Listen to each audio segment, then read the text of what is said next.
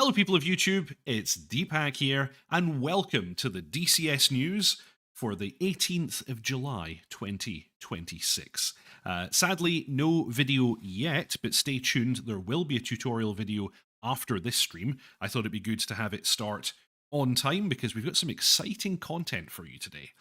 We have a couple of chappies from Heatblur, who you might recognise, and we also have John Bluer, as always.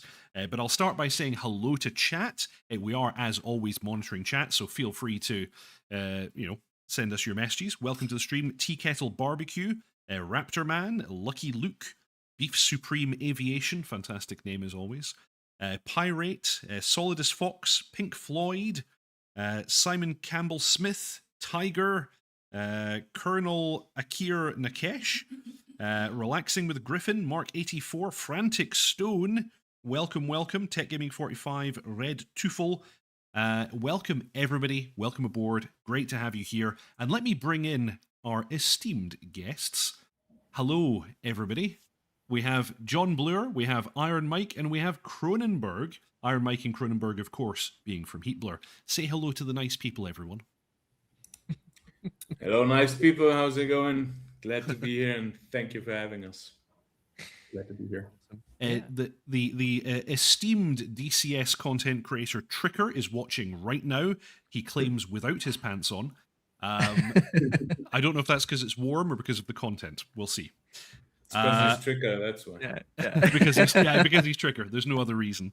Frantic, thank you very much for the donation. I think he's sending a donation so he can ask when tornado. That's usually the question that he's asking. I don't really know if you guys are at liberty to answer such a question, despite the fact you are involved. No, yeah. That's AVS Storm. So yeah. those questions need to go to them. That's exactly what I thought you would say. We are just a tiny speck in the background. All the great work on the tornado is from AVS Storm, and it's looking great. Yes, very excited for that one. I'm wondering if you've heard the various suggestions that me and John have made on stream with regards to what the backseater should be called in the tornado. I'm sorry, I don't think I have, actually. Bring them on. Chester, Jesper, I don't know. These kinds of names might be quite good. Keith. Or Thorsten. Thorsten. Oh, actually, of course. See, in my head, it's an RAF tornado, but of course, this one is not an RAF tornado. Well, if it's an RAF tornado, I don't know, maybe Billy. Steve. Yeah. I think the RAF is one of the coolest call signs. You know that Ewan McGregor's brother is a fighter pilot. Oh, yeah. And he's called OB2. Yes. That is a good one. Yeah. Nice. So thank you very much for agreeing to join us, chaps. Of course, the reason you're here is because we're promoting the upcoming release of the F-15B upgrade. And thank you. I guess me and John should say thank you in person for providing us with pre-release copies. I've managed to get one video out so far. I'm going to be releasing another one immediately after this stream. Which is going to be fun. Oh, and wow, okay. Tea Kettle Barbecue just donated 20 Deephack's Ground Crew memberships. Thank you ever so much for that. Fantastic. So I wonder, perhaps we should start asking the Heatblur chaps questions. Well, I guess let's give them an opportunity to introduce themselves and say who they are and what they do on the team. I'll let Cronen go first. Yeah, hi, my name's Kronenberg. I've worked for Heatblur for about a year now, just doing research on the F-14B upgrade and writing the manual. So doing research for the upgrade and writing the manual is my primary role. So we have at least you to partially thank for the fantastically detailed avionics in the B upgrade. Partially. Yes. Perfect. Yeah. Yeah, I'm IronMike. I think most of you by now would know me, should know me, or however. To not bore you too much, I'm the managing director at Heatblur Simulations. Beyond that, content director, lead Q&A, whatever. In Germany, we say girl for everything, you know.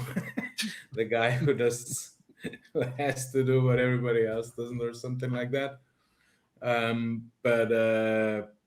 Yeah, I mean, I think that's pretty much encompasses it. I think the community has heard it often enough now not to bore them too much with my persona. We all know who you are. Yeah, you are. Fantastic.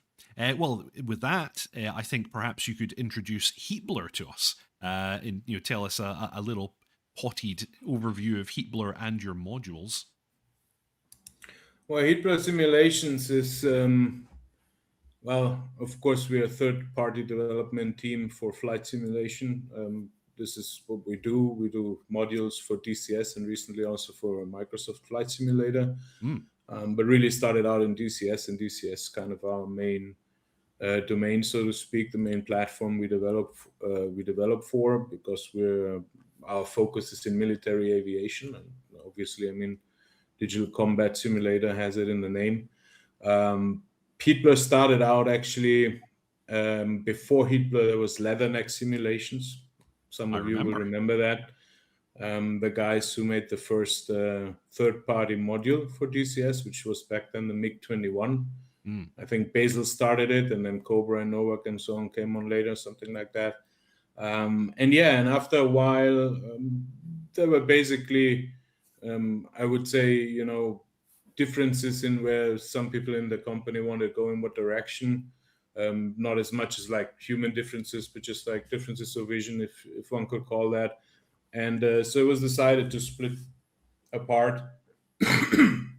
And one part of Leatherneck Simulations became Magna 3 LLC, which you all know from the Corsair and the Christian Eagle and the MiG-21, of course. And the other part became Heatblur Simulations, and that was, I think, around 2015 when Cobra and Nicholas Dackert, our CEO, founded it, and also together with Swither, Daniel Malmquist, who's the lead, the project lead on the F-14BU, was also the lead engineer on the F-14AB. And the first module was the Viggen. The Viggen actually came into being by the Swedish community, starting out on a mod for the Viggen, and then approaching Heatblur Simulations. Hey, would you be interested? And of course, I mean, a lot of the Heatblur team is Swedish, and how could they say no to a Viggen? So the Viggen became the first module, and then very shortly after that, the possibility arose to basically, before Heatblur came into being, the Tomcat was already announced. I think this was in 2014. I think 2014 were the first kind of posts of like those very early 3D renders. I remember well. The Chrome Cat. Yeah, the Chrome Cat. Well, the Chrome Cat came a bit later. Yeah. Yeah, I mean, and that was basically the huge kind of, opportunity and dream, because of, obviously, we're all generation Top Gun, and grew up with that love for the Tomcat specifically, but also the Tomcat is just, a very mythical, magnificent beast, I would say, that just pulls you in, I mean, I think very few people can just withstand that aura that oozes off of that plane, no matter where you stand, next to it, above it, below it. I've said it many times, but it's really, it just has this something special, and some things have, and it's always when life imitates art, or art follows functionality in a way, and that's where no one sat there and thought about, like, let's design a very cool looking thing. They thought about what's functional, what do we need, and that cool looking thing is what followed that necessity for functionality. And I think beauty is always the most expressive when it comes into being naturally by functionality.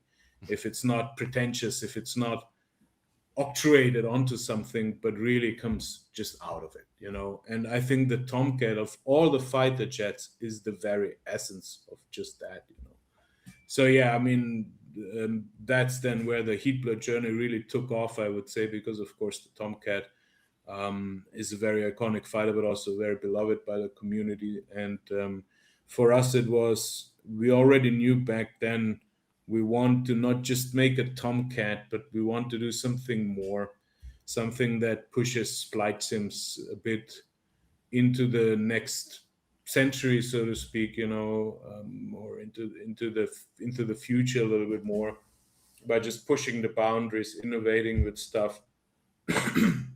And it really all comes from the place of us being flight simmers at the heart. You know, all of us started in the community. I mean, Kronenberg here, community member. We talked briefly before we started about the 104th, community was my thing. Nicholas, he flew World War II sim and MS Combat and old IL-2 and all that stuff, in DCS. And so all of us kind of have that real simming background. We're real, we're not unlike anybody else in the community. Just that we set out and thought to ourselves, what would we like to have? What are the things that we were missing? What are the things that we always desired? And we wanted to always Heatblur to be that kind of opportunity to do these things, and because simmers often think alike, no matter how much we bicker about which aircraft is better or whatnot, but in the end, a lot of simmers have very similar wishes and goals and desires. And so I think that is also what connects ultimately with the community a lot with us, is because we come from that community standpoint and really ask ourselves, what do we want? And then we often drive ourselves to do a little more than we should, but at the same time, that's also exactly what we set out to do. If you just keep it professional, if you just keep it at the necessary level, you're not pushing anything, you're just staying within the boundaries. If you want to push boundaries, well, you have to be a little bit, crazy and saying, like Nicholas said, well, let's do an AI for the backseater, Yeah. And nobody knew what that would entail in the end, and it entailed a lot. But it is these kind of things, once you say them out loud, letting the cat out of the bag, you cannot put it back in, and then you're kind of forced to follow up with that. And I think that's the essence of Heatblur, to really just go out there, blatantly say a bold wish, and then stick with it and sweat through it until that wish becomes reality. Yeah. And Very true. as you said, the Tomcat, you really were pushing the envelope quite a bit with regards to the technology, because the texturing of the cockpit, the external detail, your AI backseater, the fact it's the first swing wing aircraft in DCS. There's a lot going in there. Oh, the Phoenix missile, of course, which must have been an enormous amount of development work to model that thing. Yeah, all of it was a lot of work. I mean, the Phoenix probably wasn't even, the biggest part. There's the missiles in DCS are always a bit, because you're constrained by the sim, I mean, and that's, I'm not meaning that in a negative way. That's just how it is. If it wasn't DCS, it would be another one. You're just limited by the program you're running on. So, you never can make things 100% real. But the Phoenix was quite a hassle. Actually, it became more of a hassle once we said, like, we published it. We had certain data that put it there. We worked together with a guy who's actually a rocket scientist, literally. And he helped us. Well, it's not brain surgery. I'm a pilot. Yeah. Anyway, the thing is, the headache came really later when we said we're not content with it being in a state when we now know that those numbers are not quite correct, and then it became an iteration of the community calls it nerfing and buffing. I don't like these terms, because for us, those, like, we don't care about balance, we don't care. We obviously care about good gameplay, and we will sometimes make decisions to favor playability. Like, we won't let you sit there for 2 weeks until your jet is repaired or stuff like that. I mean, for a stupid example, but in the end, it's still realism that drives our decisions to a very large degree. And so sometimes flight simulation is also kind of like a little bit of a science project, because the further you go down with a module and the more you dive into it, I would say we're still learning things with the Tomcat, and we probably have the most extensive research body on it, and some of the biggest specialists and great subject matter experts, really, from stars of the Tomcat community, if you want to call them that, to people who flew with the very best. And, I mean, either way, you never stop learning. And I think that's the nice thing about a living program like DCS. While yes, it's never finished, there's always going to be bugs. There's never going to be the end of it, you know. Because some people think, you know, this, you know, no, you will not ever see a sim without bugs again, you know, not even a normal game, you know. I don't know, Red Dead Redemption is 2,000 plus open bugs, and most of them are irrelevant, you know, you wouldn't notice them. It's some kind of branch behind a tree is wicked or whatever, who cares? Some are game breaking a little bit more than others, but that's the nature of development for all games, but for a living project even more. But on the other hand, the positive, the upside of it is that you're never done. You always keep improving. You always keep developing. You always keep pushing that goalpost a little and a little and a little further.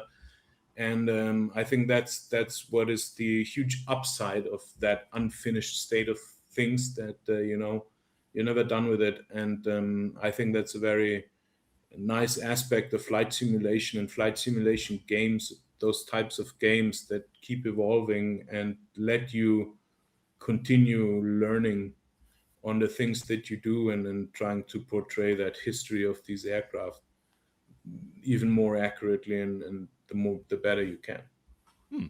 It's a good point as well, because old games like the games over my shoulder here, you know, you're lucky if they had a 1.01 patch or 1.02 patch that you got in like a PC Gamer 6 months down the line, you know. Generally when they were done, they were shipped and they were done. But with something like DCS, it's this constantly moving data point. It's always moving. And that's the other thing is, I'm not saying every patch or every update's going to break stuff always. It's usually probably actually okay, but like you said, the game is moving forward, you know, especially when we got things like Vulcan on the what do you call it, on the horizon, and some other technology on the horizon. You know, big thing was multi-threading. We just only got that a little while ago. It's funny how probably certain things you think would break would probably be okay, and then the things you think, that's fine, that's not going to break, you go, bloody hell, I've got to try and fix all this stuff. So I can imagine for these games, it's not the end of the world, but it's probably quite tricky, isn't it, to keep up with that constantly moving point, and to make sure your modules are always functioning. It is, and it is especially difficult for Eagle Dynamics, you know, who have to be the stewards of all of that, you know. And I think people give them too little credit for, you know, how much work it actually is to make something like DCS happen. I mean, it's very easy to bash ED and, oh, this bug has existed for 20 years. Yeah, but, you know, I mean, look at, because there's some people who go like, DCS doesn't change, it hasn't evolved. And yeah, some core things are still the same. But I mean, just look at a video like Project X, you know, it's the trailer for the A10C when it came out.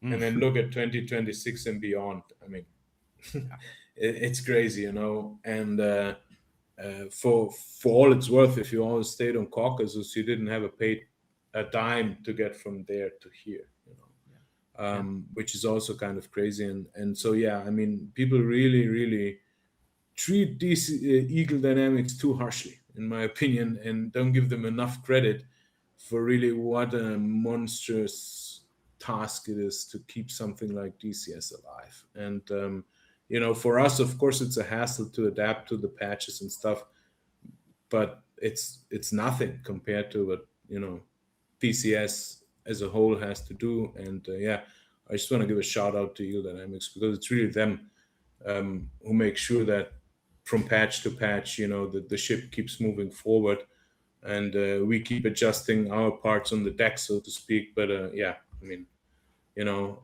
credit where credit is due. We try on this podcast, whatever you call it, DCS News. Little podcast, exactly.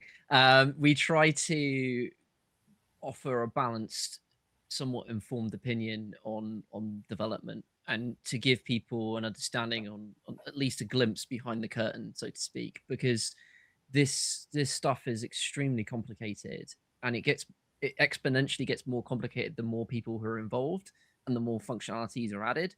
And yeah, I get it. It can be frustrating, especially if you've bought a module and there's a bug that's been there for 2 years, and it's maybe not game breaking, but it's kind of like a bit of a, you know, a finger in the eye sometimes when you're trying to get on with stuff. But you know, it is worth keeping that in mind, that also these teams aren't.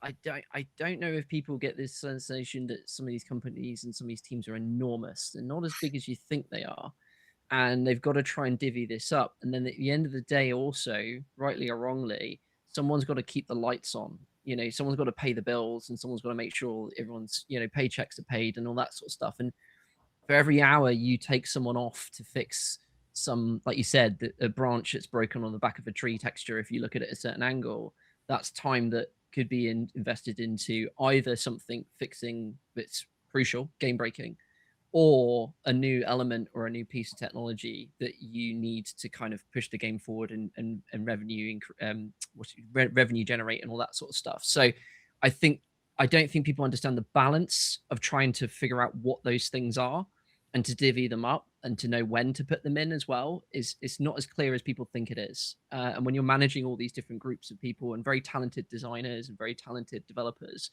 it's difficult to know exactly when to drop people on what and where. So I think that's something people do need to understand with these things. There's a lot more to it, you know, than that. And even just figuring out what's wrong. You might know what's wrong, and that's easy enough to fix it, but then you got to work it out. Sometimes you'll get given a bug and you're like, I don't know what this is doing. You know, DirectX is playing weird with this or something, or this is not quite acting right. And it's not always clear. Like, okay, there's a bug. We know there's one. What is actually going wrong here? That's not always clear. So I think that's something to keep in mind with these games, especially when they're so complicated and there's so much going on. It's very easy just to see what's in front of you and go, well, it's broken. Why haven't they fixed it yet? Yeah, and by all means, you know, I'm not saying be a fanboy and you know, let everyone off scot-free. Yeah. We like to say it as well, you know, be harsh to us and be critical to us, step on our feet, because we need that too, you know. I mean, it's you need somebody who holds the mirror to your face if you want to evolve, you know. But at the same time, sometimes it's a bit unfair, you know. But it also, one has to always remember, and I keep saying that for the past, I don't know how many years, you know, all these frustrated comments, they come from a place of passion, right? And if we all have that common shared understanding, it's very easy to get along. You know what I mean? Because then, you know, we all basically have the same goal. And it's just important to remember that the developers share these goals with you. You know what I mean? No one hates priorities more than we do. Right? Absolutely. There's so many things, you know, little things where you go like, damn, I do, you know, but yeah, time doesn't allow it. Priority lists don't allow it. And, you know, if we had all the time and all the money in the world, there would be $0. I can assure you that. It's not laziness or anybody not wanting to fix things. It's just managing with the little short time and resource that we have, trying to squeeze in as much. And then, yeah, you have to ask yourself, should I fix the stencil on some little thing or work on better pilot animations for a thing, you know? And sometimes also bugs are funny because, like, there was this BDHI thing. What was it, Cronin, on the one stencil on the BDHI was off, I think. The 45-degree marker was 55 degrees. So. Exactly. But here's the thing. How this bug came into being is the jet where we scanned it, the maintainer who painted it, and they painted this by hand, actually, you know. He just painted it wrong, you know. And we actually love that detail, that was in the real jet, you know. We love these small little details because they tell a story of somebody being there working on that thing, you know. But for some in the community, it's an absolute pet peeve, and you're like, this fucking thing, get rid of it, and it's been there for 10 years. Much like the other kind of randomized cockpit elements, like the, you know, the tape holding the buttons on the front of the cockpit, it'd be kind of fun if elements like that were also randomized. So every so often you got a jet where your BDHI was just off. Yeah. Yeah, actually, I'll tell that. That's actually a great idea. I will tell that to Cobra to put that into the put it back in. Unfix the bug. Yeah. Unfix the bug. But yeah, you know, bugs have sometimes funny stories as well. And yeah, it's just, we all have to embrace bugs. I'm sorry, guys. Yeah. That's the short. There is no software without bugs, that's for sure. And one last thing I just want to say on this sort of topic as well is that in my few conversations with developers, you know, kind of not behind the scenes, but, you know, just is in passing, the funniest thing is often the things that the community are asking for, and they don't think that the developers are either listening or they're ignorant of it or whatever, or they don't want it. What's really interesting is every time I speak to someone behind the scenes, they're like, no, we want that too. We really want that. That's really cool, but we just don't have the time. There's other things we need to get sorted. So most of the time people will go, well, we'd love to have that. And it's like, yeah, they probably do as well. It's just they don't have the ability to, or there's some sort of stopper or something else in the way. So I think that's another thing worth keeping in mind as well. The developers are probably more on your side than you think. Yeah. Small change of pace. I want to pull a couple of questions from chat and present them to you chaps. The first one is from Sluggo, US Air Force A75. Ask Cronin how he goes about conducting his research in order to create a great module like the F-14. Yeah, research. There's two parts of it. There's obviously the manuals that are super important, right? And that's just a lot of going through the internet, finding places where those exist. But then also, of course, SMEs are really, really quite important. They are one of the most important things. And I've been very fortunate where I know some Tomcat pilots who then know some Tomcat RIOs who they can ask questions to, right? And then that RIO knows that RIO who was a Top Gun in 2002 who happens to know this thing. So there's a lot of that going on where it's like an email back and forth with people that have flown the aircraft that know the answer to this specific question. So it's one part, it's manuals, but it's also just email chains between different pilots and RIOs for a very long time trying to figure out this one little thing that we didn't know about. So that's really it, the SMEs and the manuals, yeah. Networking. Yeah, networking. Okay. And then another one that I had here, this is from Relaxing with Griffin. He asks, would Heatblur consider a full fidelity REDFOR module, such as an SU-24, if there was enough data/documentation available? Yeah, we would. I mean, it's again, it needs to fit somewhere in the timeline. We don't have a specific, obviously we prefer to make modules that sell well because we're a business. There's no need to hide that or to be hypocrite about it. But at the same time, we love to do modules that we just love to do. And there's certainly a lot of REDFOR aircraft that are beautiful, that are magnificent, that would be really nice to do. I personally, and this is, no, we're not doing an Su-22. I'm just saying I personally love the Su-22 a lot. Same, yeah. I've seen it at air shows. It has one of the most impressive afterburner sounds you can imagine. I mean, that thing really presses your chest, right? I mean, it's that kind of... And so I mean, it's not that we're like, oh, we just do Blue for aircraft. No, it's just it needs to fit. There needs to be documentation. It needs to be a viable module for DCS, of course. I mean, it needs to fit somewhere, and then it needs to also kind of, I mean, there's certain aircraft that are really cool, but people probably underestimate how limited they would be in gameplay. And I think the MiG-25, for example, is a good example for that. I mean, yes. We've discussed exactly that on the stream. Like, a MiG-25 would be really cool, but what would you do with it?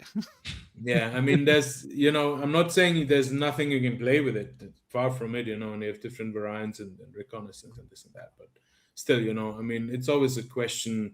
Of course, we're doing a flight simulator, we're doing a virtual museum, but we're also doing a video game. And there's no shame in hiding that part, to the contrary. Learning, having fun is the best way to learn things. So playing is great, and video games are great. And I'm a gamer at heart, so we don't shy away from the video game aspect of our flight simulation. It needs to be both, It needs to be fun, or else we could just do a virtual hangar where you can sit in the cockpit and flip switches and nothing happens. I mean, yeah, cool. Now you have a virtual museum, but let's be honest, we want to have fun and shoot people in the face. So,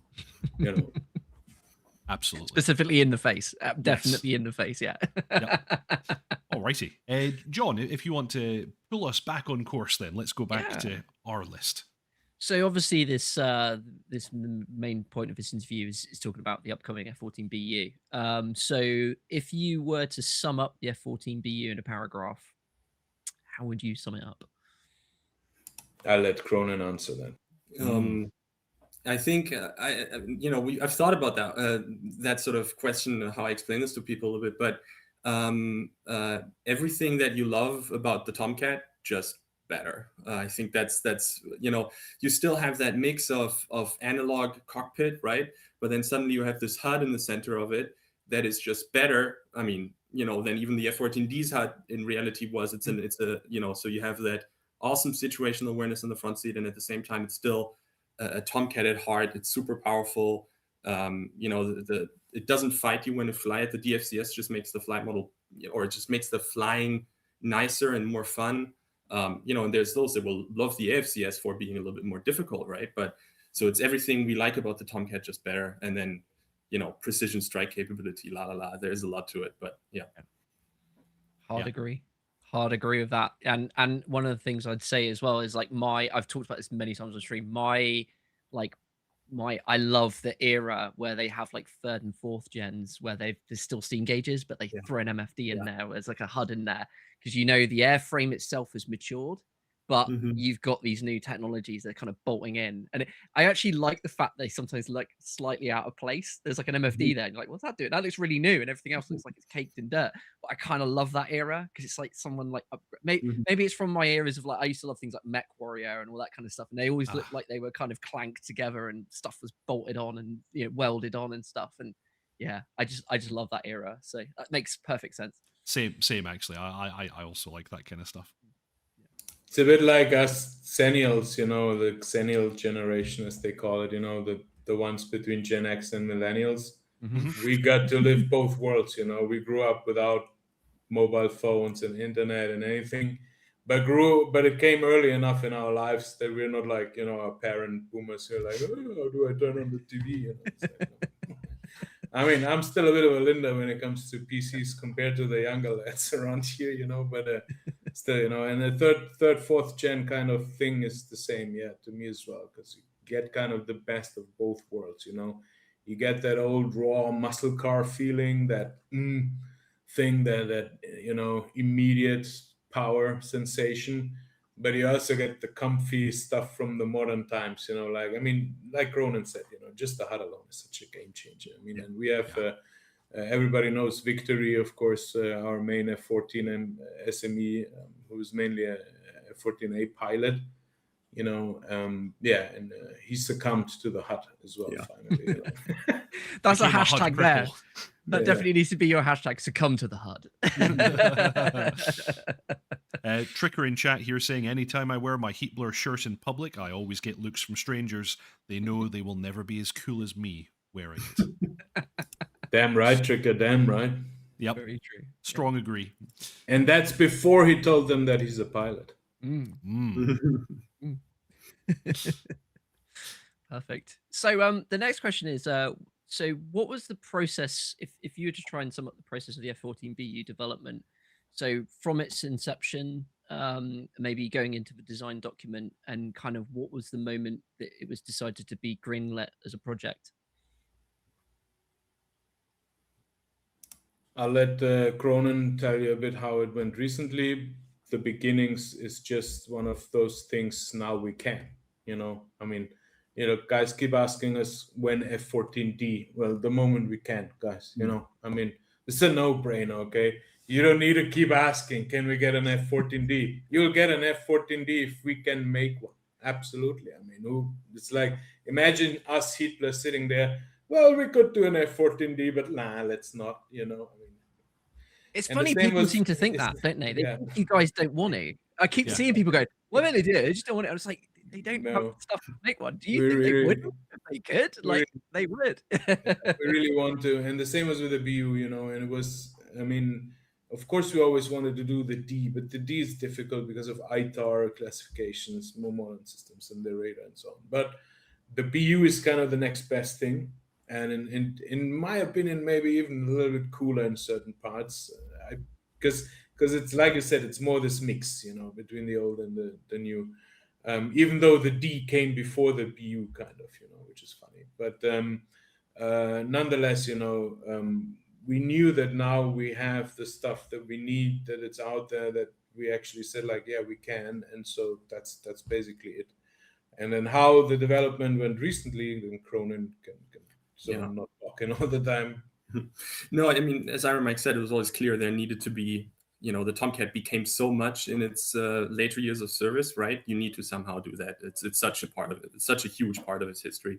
And then for the B upgrade, it's clear, for those that don't know, they only got that HUD in sort of the last 2 or 3 years of it flying, right? So that was the B upgrade as a system had existed, but then the HUD only came in the last 2 or 3 years. And so it was clear we needed that HUD because it's such a big part of, what the pilots need to interact with. So, that was one of the first things that was sort of thought about needing to be there. And then we looked up, is there enough info on it? And there absolutely is. So that was good. And then, there's so many, what took quite a while was doing the navigation system, the embedded GPS INS, right? There's the GPS part of it, but there's also still the INS part of it. So that took a while to do. And then overall in the Rio's backseat, the navigation system of that plane, that required a lot of research and a lot of the navigation system has a lot of niche functions that took a while to figure out and implement properly. So that's how we did that while sort of doing the research for some of the other more niche stuff that only, the SMEs would know about and things like that. So, exactly. I think that sums it up quite well. So the nav system was one of the things that took a while to really, because it's at the core of that upgrade. So that took a while to get right and figure out whilst we were doing the other things. Yeah. Cool. Did you? Other Is there than- some? Sorry, go on. No, just to add, obviously the BU for us was a bit of a different process than the AB or the F4E because it's still a Tomcat and you don't start from scratch.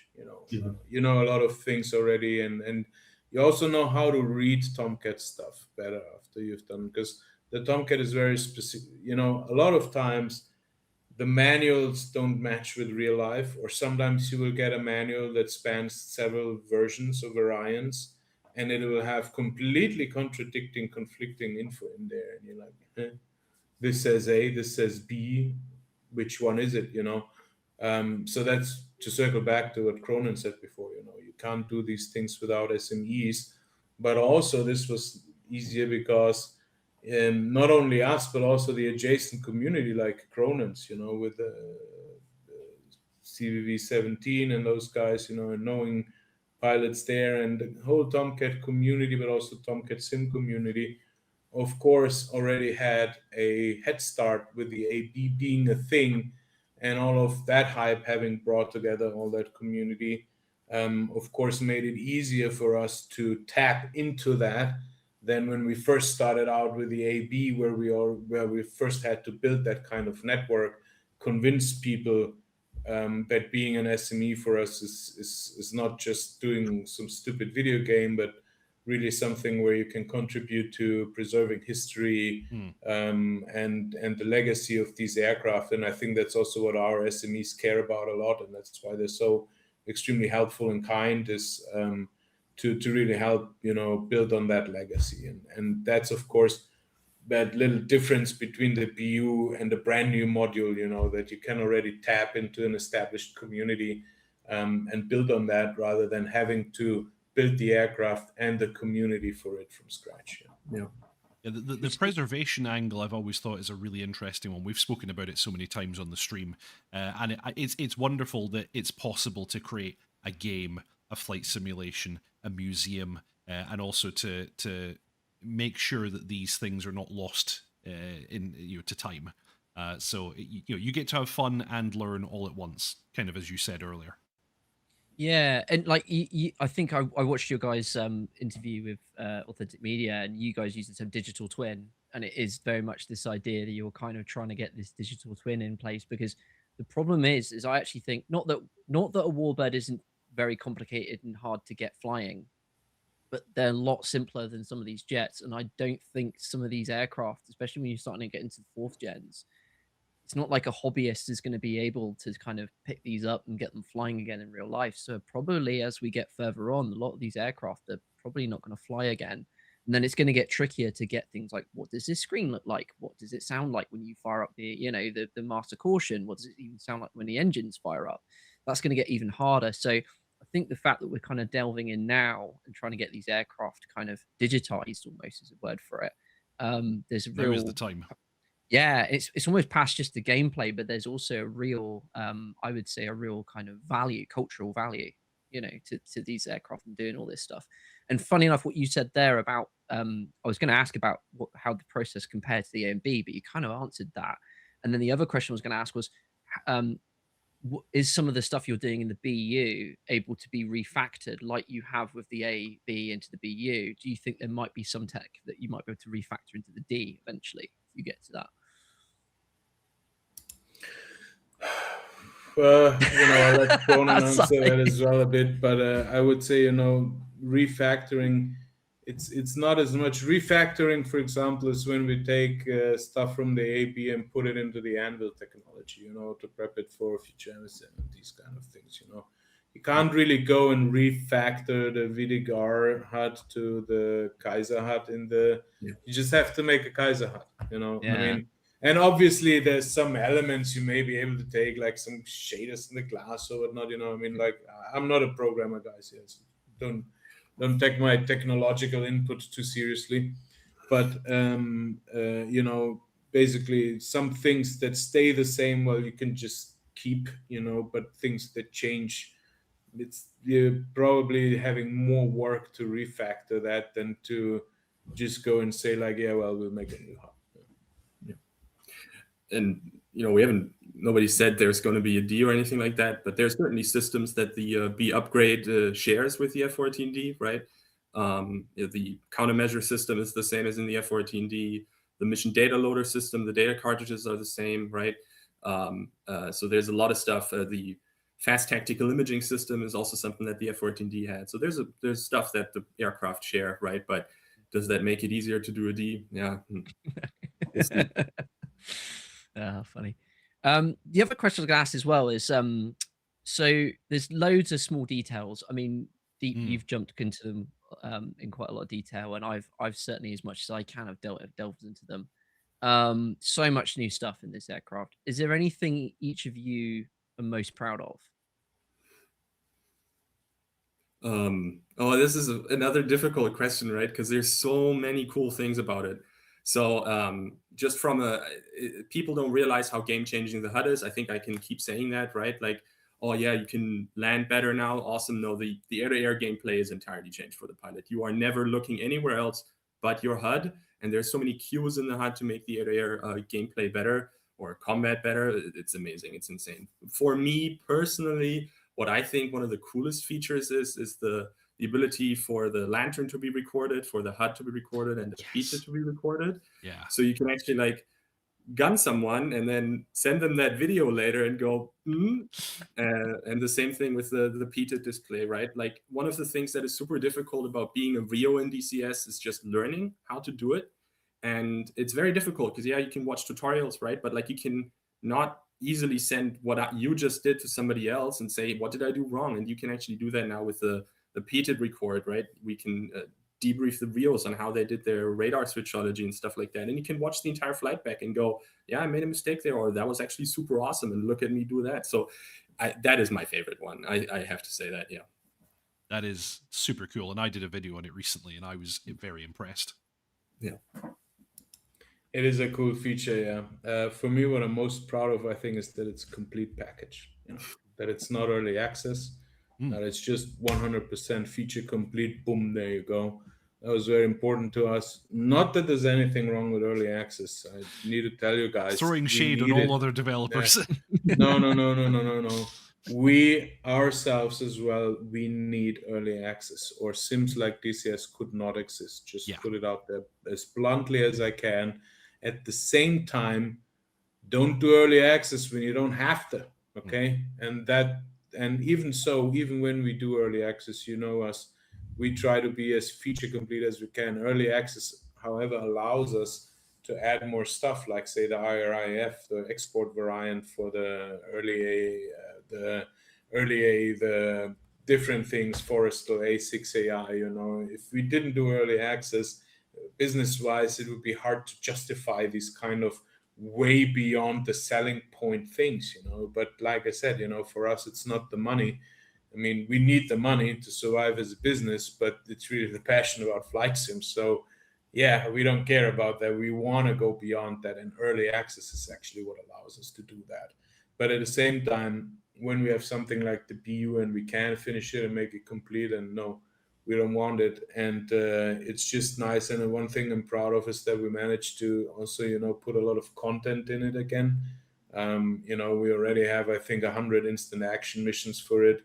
Most of them are new. There's, of course, some I just, I'm not going to make every case one mission completely from scratch again, because in the end it's a case one mission and I can save time to rather do a new cool mission with some voice lines or something, right? But the vast majority of the missions is completely new, a completely new campaign, multi-single missions, sandbox missions, whatever. I mean, so there's a lot of that. And then I think in particular, of course, what I'm always proud of is Jester, because Jester is also my personal baby kind of a bit. And just the way you can interact with Jester now, with Q Jester, it's so much nicer than the old Tomcat. The old Tomcat is getting that as well. The old Tomcat, I mean, the AB, of course, is getting those improvements as well. And that's the other thing which I'm very proud of, that the BU allowed us to go and lift the AB again. And it's going to get a first kind of slew of those upgrades on release with the BU together. I think the changelog for the F-14 AB alone is over 6 pages. Yeah, I mean, wow, nice. That's awesome. I think it's the biggest changelog I've ever seen us do, and it's just so many fixes to the F-14 AB that we were able to do because of the BU. Because it's and that's when people ask, like, why is it not a standalone, or why does it cost as much as it costs and stuff? And it's, for one, because it's that much work to do, but for the other, these things, if you can do that and keep it connected to the base module, then you can also justify going back and doing work on an almost 10-year-old module, where most game developers just have moved on long ago, 10-year-old product. What do I care? Here's the new one, buy it. Here's Tomcat 2.0, buy it all anew. We don't want that.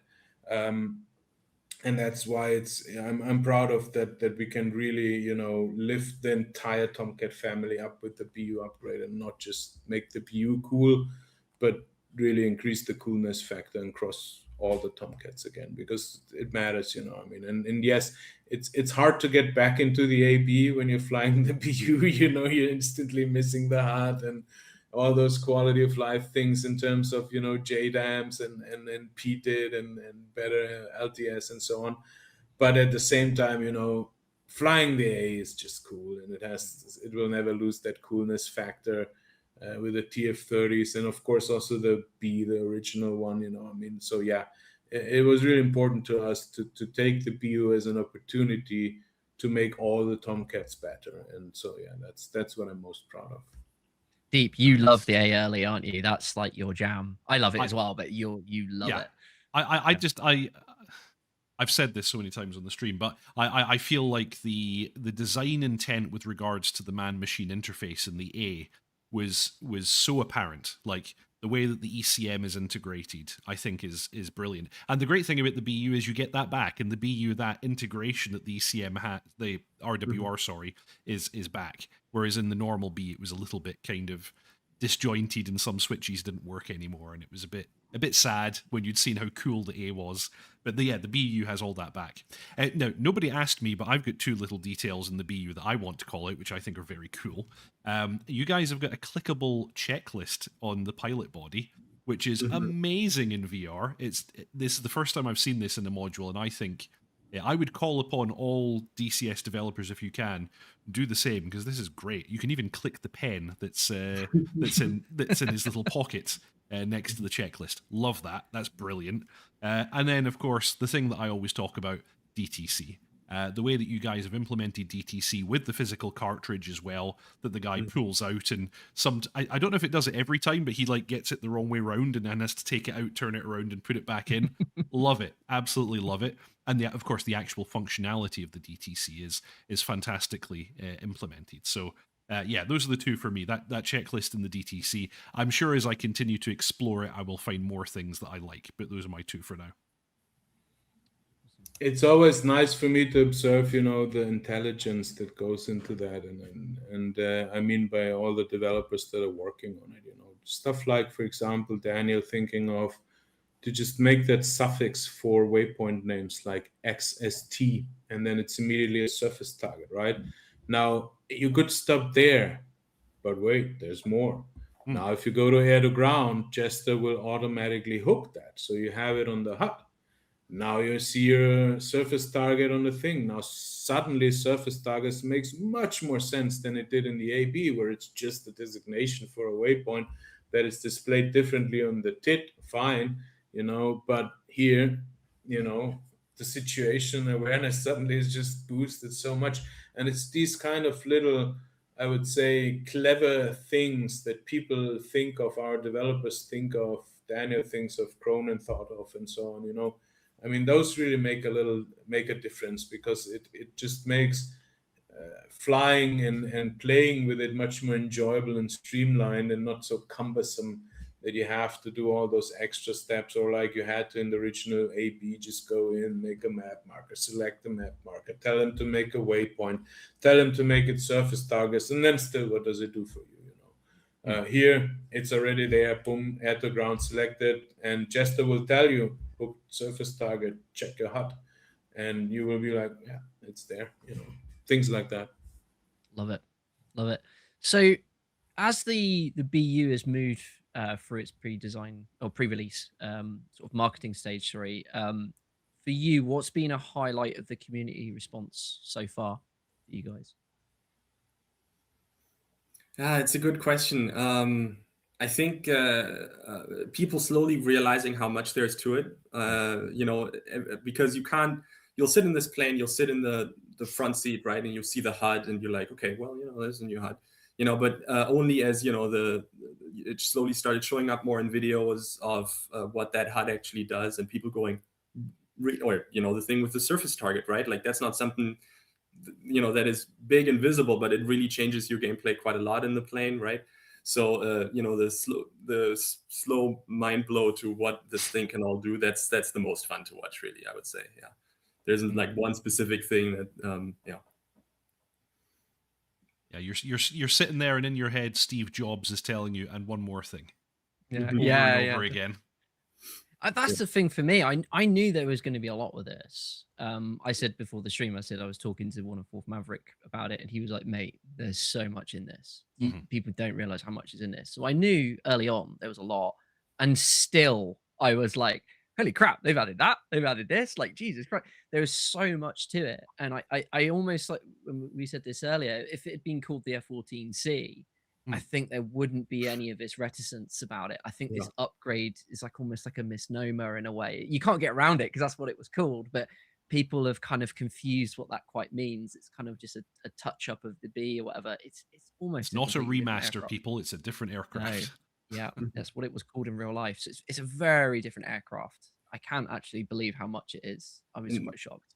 One thing that is interesting, in reality, this was something, this was the mature airframe that had existed for years, and you can really see how the systems are informed by real aircrew input, how it's like, this is actually, there were Tomcat pilots that were like, we need a better HUD, we need the HUD to show this and that. So in reality, this became a better version of the Tomcat, but also in DCS it will be, right? There's quality of life fixes that were both something that in reality made a huge difference. And for us in DCS will make a huge difference. And it's very interesting to see that parallel, and it'll be very cool to see it in people's hands and seeing how they'll use it. Yeah. It's very funnily apparent. enough, sorry if I may, funnily enough, it's the same process in the sim as it is in real life. The pilots said we need this, and here the community said we need this. And so we listen to that input from the people who actually use it.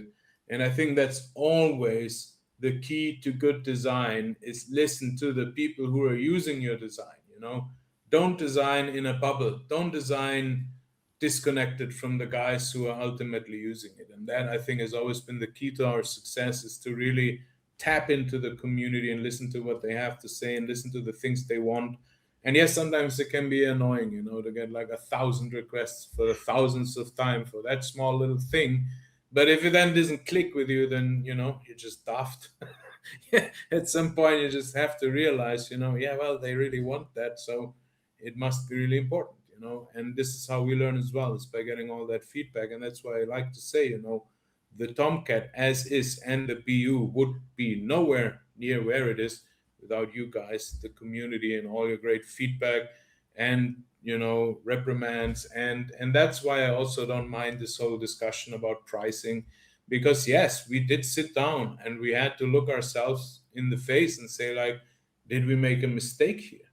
Were we wrong? Did we overcharge? Was it, should we have made it a standalone, which by the way is not easy to do, but you know, all these questions. And then, you know, we came to the conclusion, no, we were not wrong, and we need to stand our ground because it costs that much, and it is justified for what it is.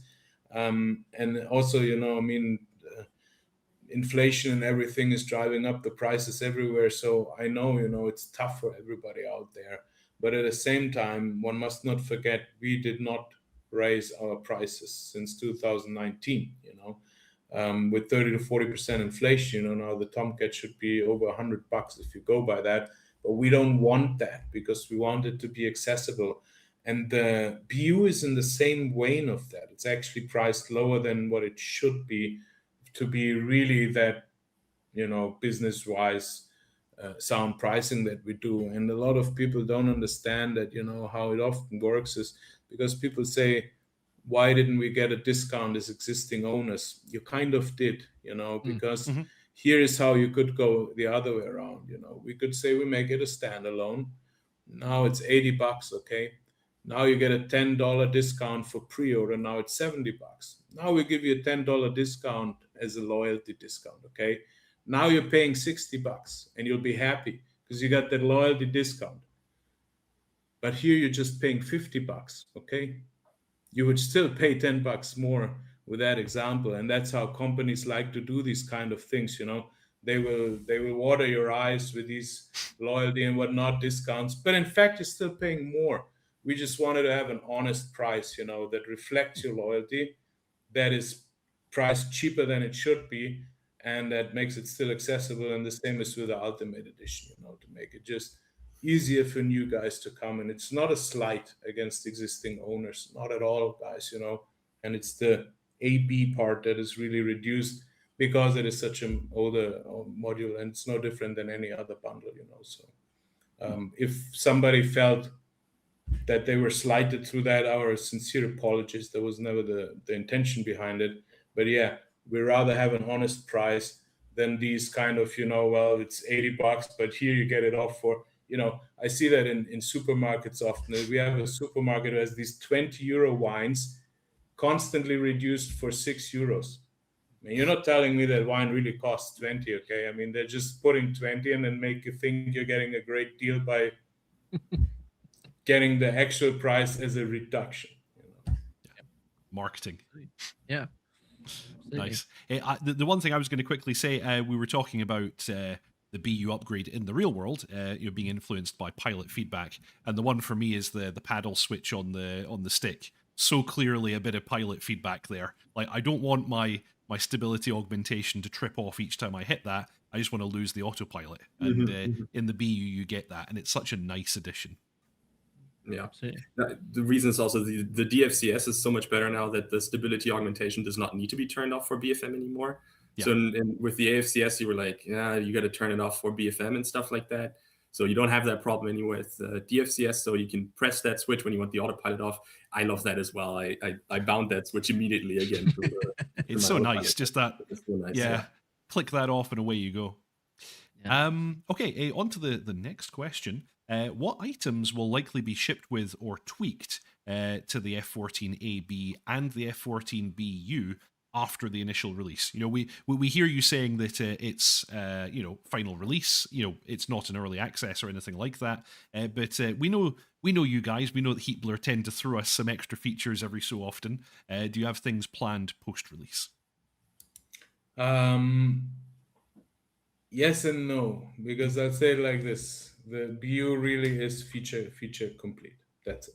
Okay, there's no more promises beyond that, nothing. But then again, we're Heatblur, you know.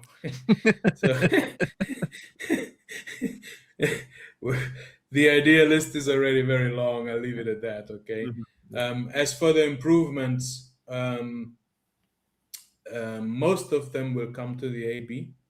In the beginning, it's going to be the more major important one, like pilot animations, just a context button, you know, these kind of things. But then more and more will roll out over the time for the AP as well, beyond all the fixes that are already in there, of course. And then for the BU, like I said, there's not really anything planned in that sense in terms of we will add features to it. But again, the idea list is really long and distinguished, like Slider's career. Haha. Alrighty.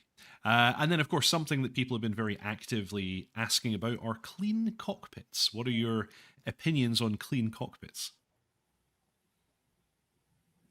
None, so it can remain a surprise. Oh my. I've certainly, on a few occasions, I've given my opinion, which is I like the fact that some of the newer panels, you know, some of the newer systems in the BU look a little bit cleaner and newer, as you would expect. But the older panels, things like your TACAN and your radios and things like that, are the same as they were in the A and the B. And I think that looks nice, and it looks kind of authentic in a way. You know, you can expect that if a new system has been installed, it's probably a bit newer than the stuff that was already in the aircraft already. Anyway, I can see you're not commenting on that right now. Yeah. The only other thing I can think of is just slightly, although I don't think it plays too much of a role. I guess with that, there's a little bit of accessibility in there. If people can read some of the labels, you know, as over the years, they kind of, you know, the paint starts to rub away and all that kind of stuff. But yeah, I think it's one of those, I can imagine for you guys, it's like, it's nice if we can, but we've got higher priorities.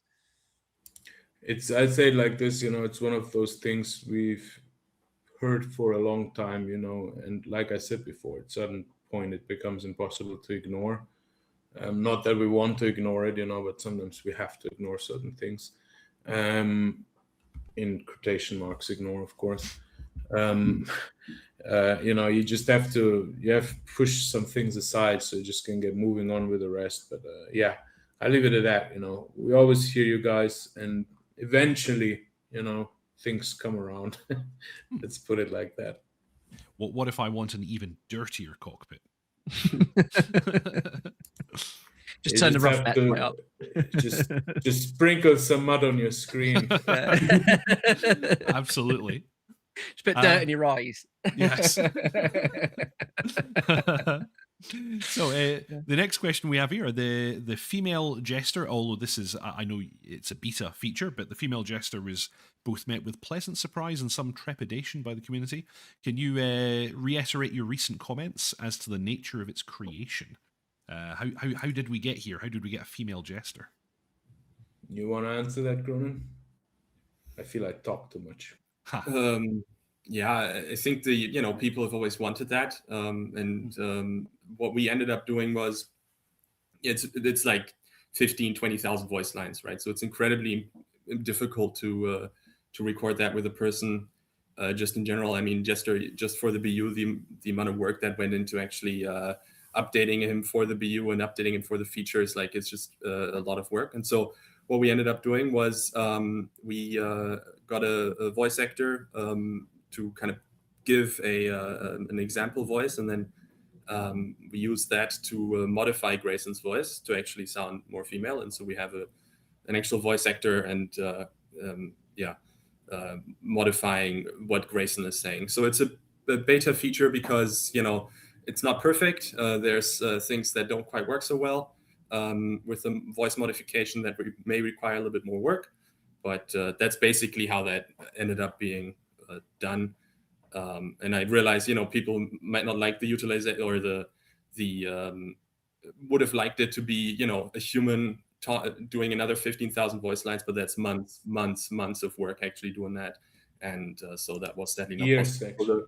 Yeah, and so the choice is between not having that feature and having that feature, but it's not between a human and, you know, so it was always a choice of not having it and never between having a human or not. So, yeah. And if I'm correct, the from what I read, it's because people have different like definitions of like AI and how things are used. So the very much the vibe I got from this is kind of, I say old school, but it sounded like old school machine learning. So this was done all in house. It wasn't done through some sort of, you know, slop generator, so to speak. It was done in house. You had the sample from the female voice actor, and like you said, it blended it in with Grayson, and it allowed you guys to be able to do this again as a beta feature. I think the other thing is just worth telling people as well is that I'm as a designer myself, I totally understand, you know, some stuff with AI, especially when it comes to audio and visual and all that kind of stuff, can be a bit sort of discerning, but or disturbing, so is the better word for it. But you can just switch this off. This is a beta feature. You don't have to use this. I don't think it's turned on by default, right? So you just can ignore it entirely if you don't like it. And there's a important, you know, because I mean, like most of us are artists, you know. Nick went to film school. I was an actor and director at the theater before, and you know, the music backgrounds and whatnot, which is also what kind of makes Heatblur, you know, that these cross interdisciplinary things are going on, you know. I mean, art to us is extremely important, and I've said it many times, you know.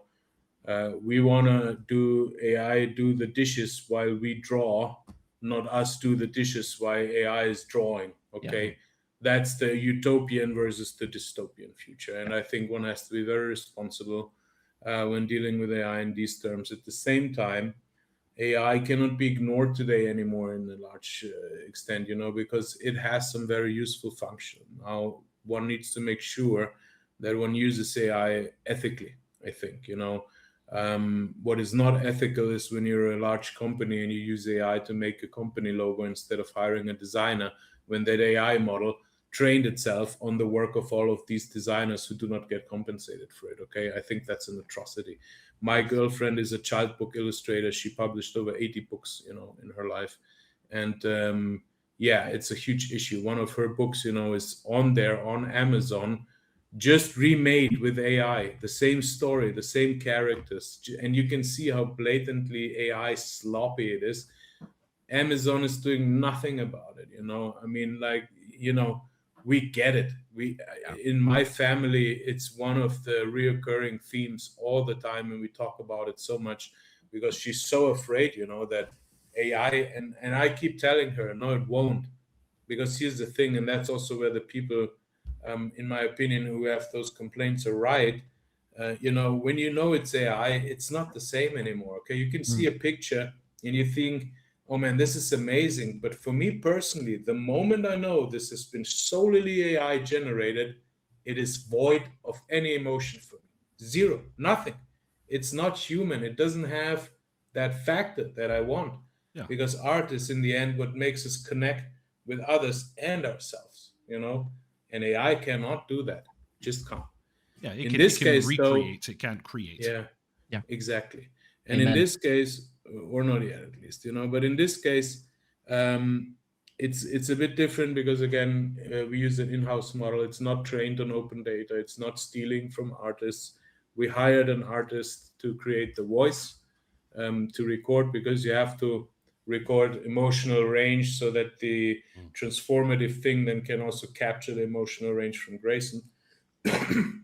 So it's not quite, I mean, I guess you could make an argument it's like generative AI, but it's, in our opinion, it's not. It's for lack of a better word, it's transformative. It's an AI tooling that helps you simply adjust the pitch. You could do that manually, okay? You could sit there and really adjust the pitch of the voice for every line and whatnot, and this and that, and the effects. And we actually tried that before, but it's just a subpar kind of result comparison to that. And then, of course, we don't shy away from using AI tools that increase productivity, you know, as it is done, I think, by pretty much every gaming studio today. The thing is, what I always say is, you know, if AI is used to let you be more productive and be faster with certain things, and actually out of that hire more people, which we always look out to do, then it's a positive thing. But if you use AI to, you know, fire half of your team just so you can save on money and feed into that greed, then it's a horrible, horrible thing, you know. And I think this is where we make the distinction, is that AI, if it helps us to increase human productivity, it's okay. But if it really takes away from the human productivity or steals from other humans, then no, it's absolutely not okay. And we strongly stand with all of you against that. At the same time, we're not going to sit here and call Jester generative AI when it was me who personally cut all the voice lines, all 50,000, by the way, not 15. 15 is only what ended up in the game. There was a process of 2 years hand cutting all of them, listening to each single call you hear over 12 times, sitting there with Grayson, improvisating, recording everything, writing the jokes, writing the lines, readjusting, re-recording, you know.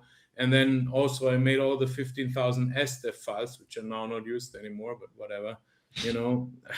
I made them all by hand, you know. There's no AI, there was no SDEF generation tool, all 15,000 handwritten by myself.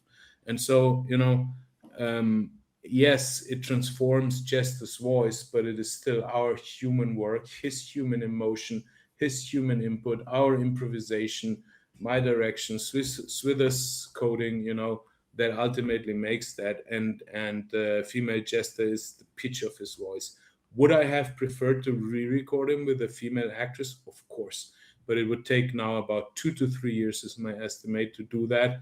An enormous cost. And then here's another thing. With something like Jester, you need somebody who sticks around.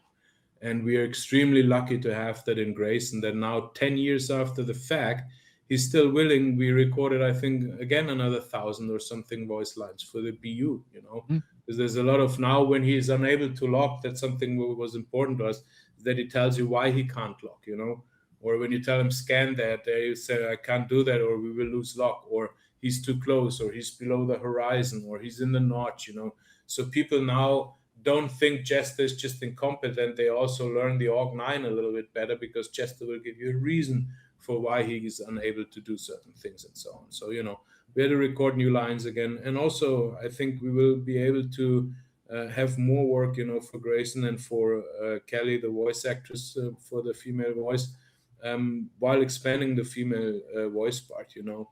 And believe me, you know, if we would have the possibility, then yeah, we would sit there for 2 years with Kelly and just record all 15,000 lines again.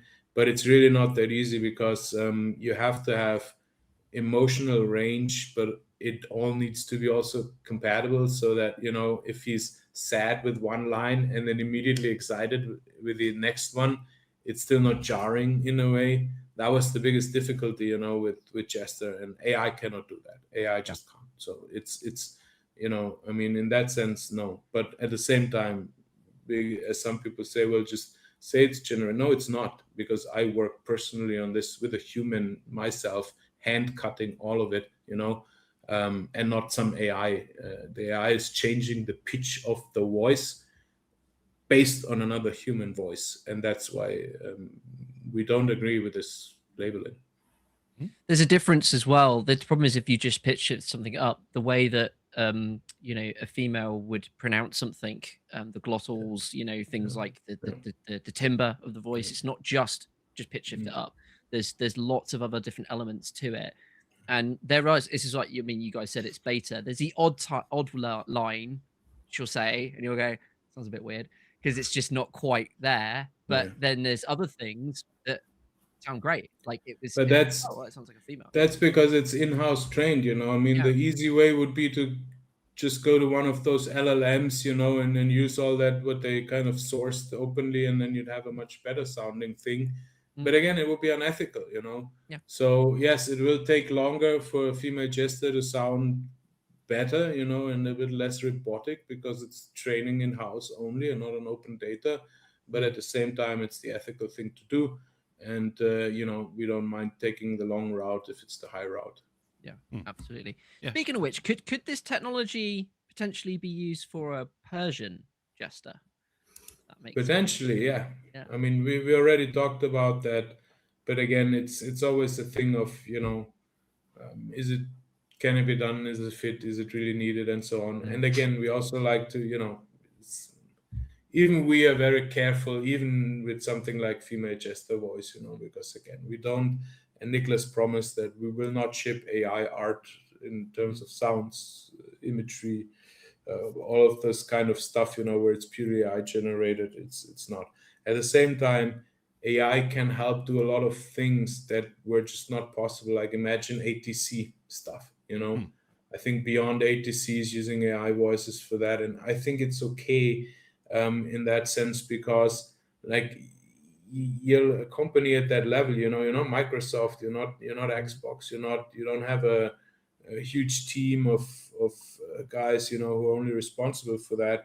And so, yeah, you can have a lot of different, like say you had AI generated ATC voices that can represent local accents, for example. If you fly, say in MSFS and then you fly in Canada, the ATC sounds a little bit more abute than it would in the US, where it would be about. And if you fly in Mexico, you'd get a different accent, and in Germany you'd get a different accent, and stuff like that. I mean, if you had to record all of that, it's sometimes, even if you had the money, would be difficult to do, just because of the amount of people you'd have to record and the code you'd have to write to integrate. So yeah, I mean, there's certain use cases, I think, where it's okay. The question is always, what kind of model is it?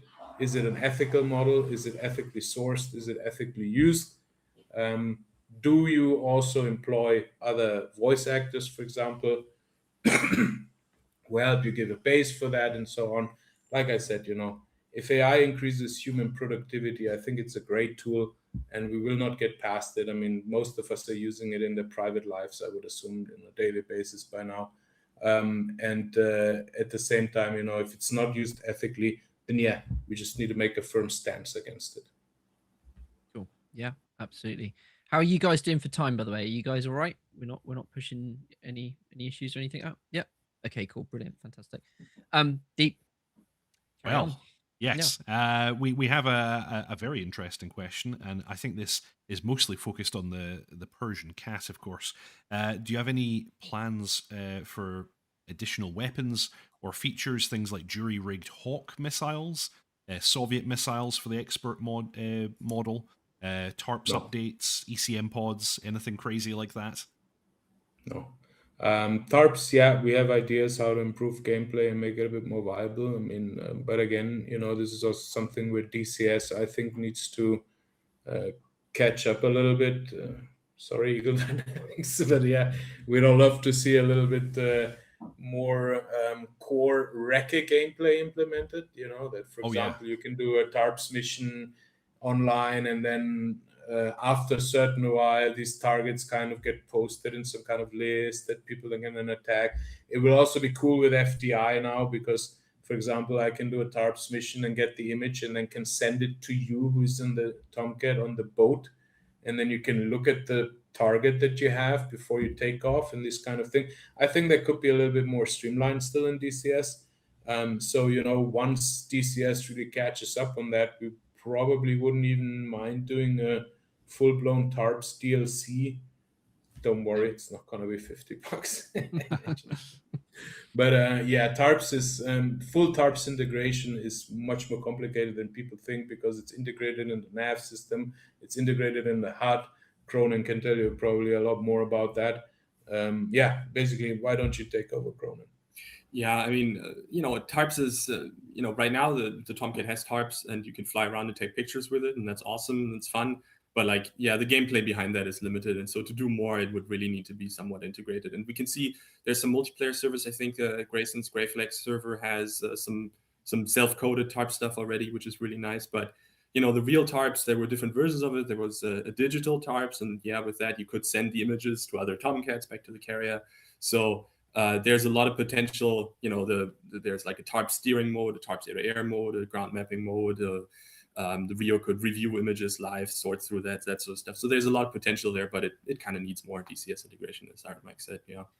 That makes sense. I can imagine probably this is the cursed name that shall not be named, but when dynamic campaign probably becomes much more of a thing, you know, being able to kind of share. Yeah, I always say like that if you look at like BMS, like that's got some cool systems where you've got this constantly evolving battlefield, and then you can kind of pick your tasking and go and do what you kind of want to do for your airframe. I always felt that was a shame as well, especially for the Kiowa, because the Kiowa's got some cool like data link stuff, you know, level 2 mums, I think it's called. And the fact that thing can talk to the people, a lot of people don't know about it. Actually, you can talk to a drone and you can kind of watch the drone feeds and stuff. When you show them that, they're like, "Oh my god, that's really cool." The thing I loved was when you do pull up the screen, and it's like Windows 98. It's even got like the grey like Windows 98 look of everything. But yeah, it's that I think that element of like reconnaissance and stuff would be really, really cool to get like a better battle picture. Be cool. I hope we get some stuff for some other airframes as well, for reconnaissance and tactical reconnaissance. Yeah, only just stuff like trigger, because you know I can tell any story convincingly if I have a little means, you know, to do that. For example, just the trigger with like object in frame, right? Say you manage to take a picture of what you should have, and then I can action off of that and stuff, you know, things like that. I mean, that is not too much needed, but yeah, I mean, I like all those FAC A missions as well. I mean, they're really fun, but again, you need gameplay elements. For example, FAC A would be really cool if you'd have a much better means to direct the AI onto targets, and if the AI would also have a much more better flow in that, for example, right? And then you have that islet pointer in the Tomcat. You know, for example, imagine you could just point with it on a target, and that orders the AI to drop a bomb right there, or you lace for it, and all these kinds. So there's a lot of potential there, but it needs to be a little bit more streamlined on the core side, I think, yet for us to explore these possibilities further. To quickly also answer your question about the Fakur missiles and Hawks on the thing, no, we won't do that, because it's fairly in the fairy tale kind of realm, you know. There's no proof. Like, even if you see it flying around with it, that's no proof of anything. You know, that could have been just a photo op. Even if you see a video of it being shot off the rail, it's not proof for anything, because that again could have been just a photo stunt. You know, you can make a missile shoot off, doesn't mean it guides on anything or anything. You know, you don't have any info on that. You don't have any parameters for that. So no, we always go by the thing: was it fleet readily available? Could it have been mounted at any given point and worked? Then yes, we add it. And if it's something experimental, like say even the AIM-120D, then no. A good example I like to give is always the Zuni rockets, right? I don't think I know a single Tomcat pilot who ever fired a single Zuni rocket. It wasn't a thing. They didn't carry them. But they could have mounted them at any given moment if they wanted to, and flown out there and employed them. And that's why they're being offered, right? And they were part of the fleet's arsenal. But the Navy is very, you know, when I was doing the Afghanistan missions and reading a lot of the OAF stuff, well, they basically found one loadout that works, and then they stuck with it for almost 10 years, you know, like 2 GBU-12s and then 2 MAC-82s for most of them, at least during the early period. Of course, later then JDAMs came and other weapons and so on. But yeah, they're very more rigid in that sense. They're also not flying around there with 24 MAC-82s, you know, it's just not a thing. They will take 2 MAC-82s, sometimes even 1. And we underestimate how devastating a single MAC-82 is in real life, okay? In DCS, it's this tiny pip that it makes, you know, and you're thinking, oh, you could have had a bigger bomb, or 82 of them or whatever. But in real life, a single MAC-82 is life-finishing and destructive and extreme potential. So, you know, we of course like to blow things a lot higher than real life would, where you show a lot of restraint and try to destroy as little as you can. So, you know, I mean, that is always kind of the difference between those a little bit flamboyant loadouts some of us like to take, you know, especially with A-10s, where you fly around with 6 Mavericks and another 12 GBU-12s or something like that, and just loiter over the target area, working it off. Totally fine in DCS, but not a thing in real life. That's funny. Of course, in DCS, we're always trying to be the one-man air force. And the thing that you have to remember is that in the real world, well, for one thing, carryback is not necessarily 100%. So, if you bring all of that with you, you might have to use most of it. And then also you have wingmen. Like, they can carry some weapons too, Yeah, absolutely. It's funny, when I did my video, the little promotional video for the BU, I think I just felt like it, because I was like, oh, look, cool. I used four 2,000-pounder JDAMs, and some of the comments were making me laugh, and they were like, that's a lot for one guy. And I was like, well, it's GPS insurance, we need to make sure this guy's dead. If you want to make sure he's definitely dead, you use a lot of bombs. But I think that's the other thing as well, is that I think this is a really good point. A lot of the time when people jump onto servers, even if you're playing multiplayer rather than single player, you jump on, maybe you got a buddy with you, maybe not, but you don't really know what's going. It takes you a second to get the lay of the land, doesn't it? And you don't really have that whole mission prep process. I mean, real life, obviously, they're playing for hours and hours, and there's a whole chain of command of people giving data down and figuring out the battlefield as a whole. Whereas we just jump on a server and you just go spawn at Batumi, or whatever it is, and then you just figure out you just have a look and see what's there. And I think probably when you get stuff like, again, dynamic campaign, reconnaissance coming in, what's going to be really cool is you can jump in, you got DTC ready, you can load that up real quick, you can get your loadout set up, and you can start to feel like you're kind of you're in your own little war. Even if you are operating yourself, you can just take what you need, and do your little battle and figure things out amongst yourselves. And I think that's, whilst the sandbox nature of DCS is great because we can create so much with it and do so much, I think what that sometimes does is that removes the ability of objectivity. And I think once we can get dynamic campaign, once we can get reconnaissance, once you can get all that stuff, so when you jump on a server, you know what you're going to do next, I think you're going to probably see people taking slightly more restrained loadouts and kind of having a bit more of a sense of accomplishment, stakes involved in how you fly on DCS. So, yeah. I think it's also easy to underestimate how terrifying air to ground is in real life, right? I mean, there's, I don't know, a lot of you may have seen Speed and Angels, of course, with Negan and Face Shot about that.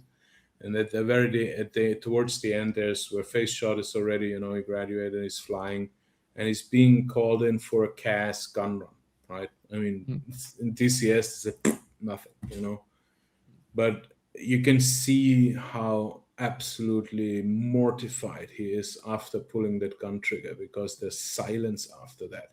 And it's close air support, danger close, You got your guys there on the ground. If you miss by this much on the HUD, your guys are dead. Yeah. And I mean, to have that on your waist, I mean, just imagine yourself not even killing, just driving into a person walking over the street, okay? I mean, that's horrible.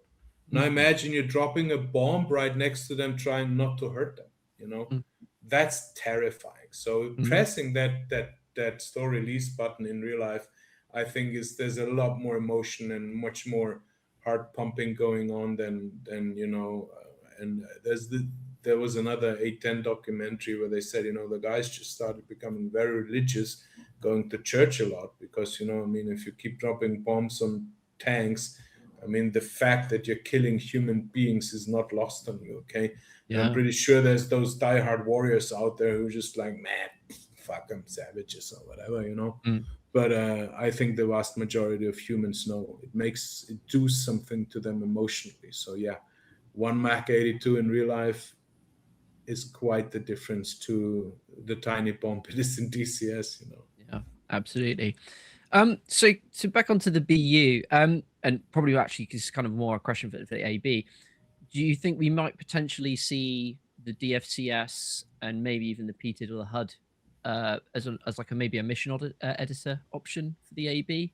Maybe one of this, because we do know the upgrades to the Tomcat fleet was kind of piecemeal.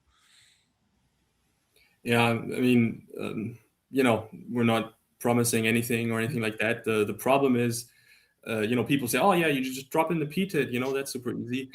There's a bit more to it. The software is different, right? The BU is PTID. I mean, the physical display is the same, but like the nav system is entirely different from the F-14A's PTID, and it's similar with DFCS. And so just making it a mission editor option is probably impossible.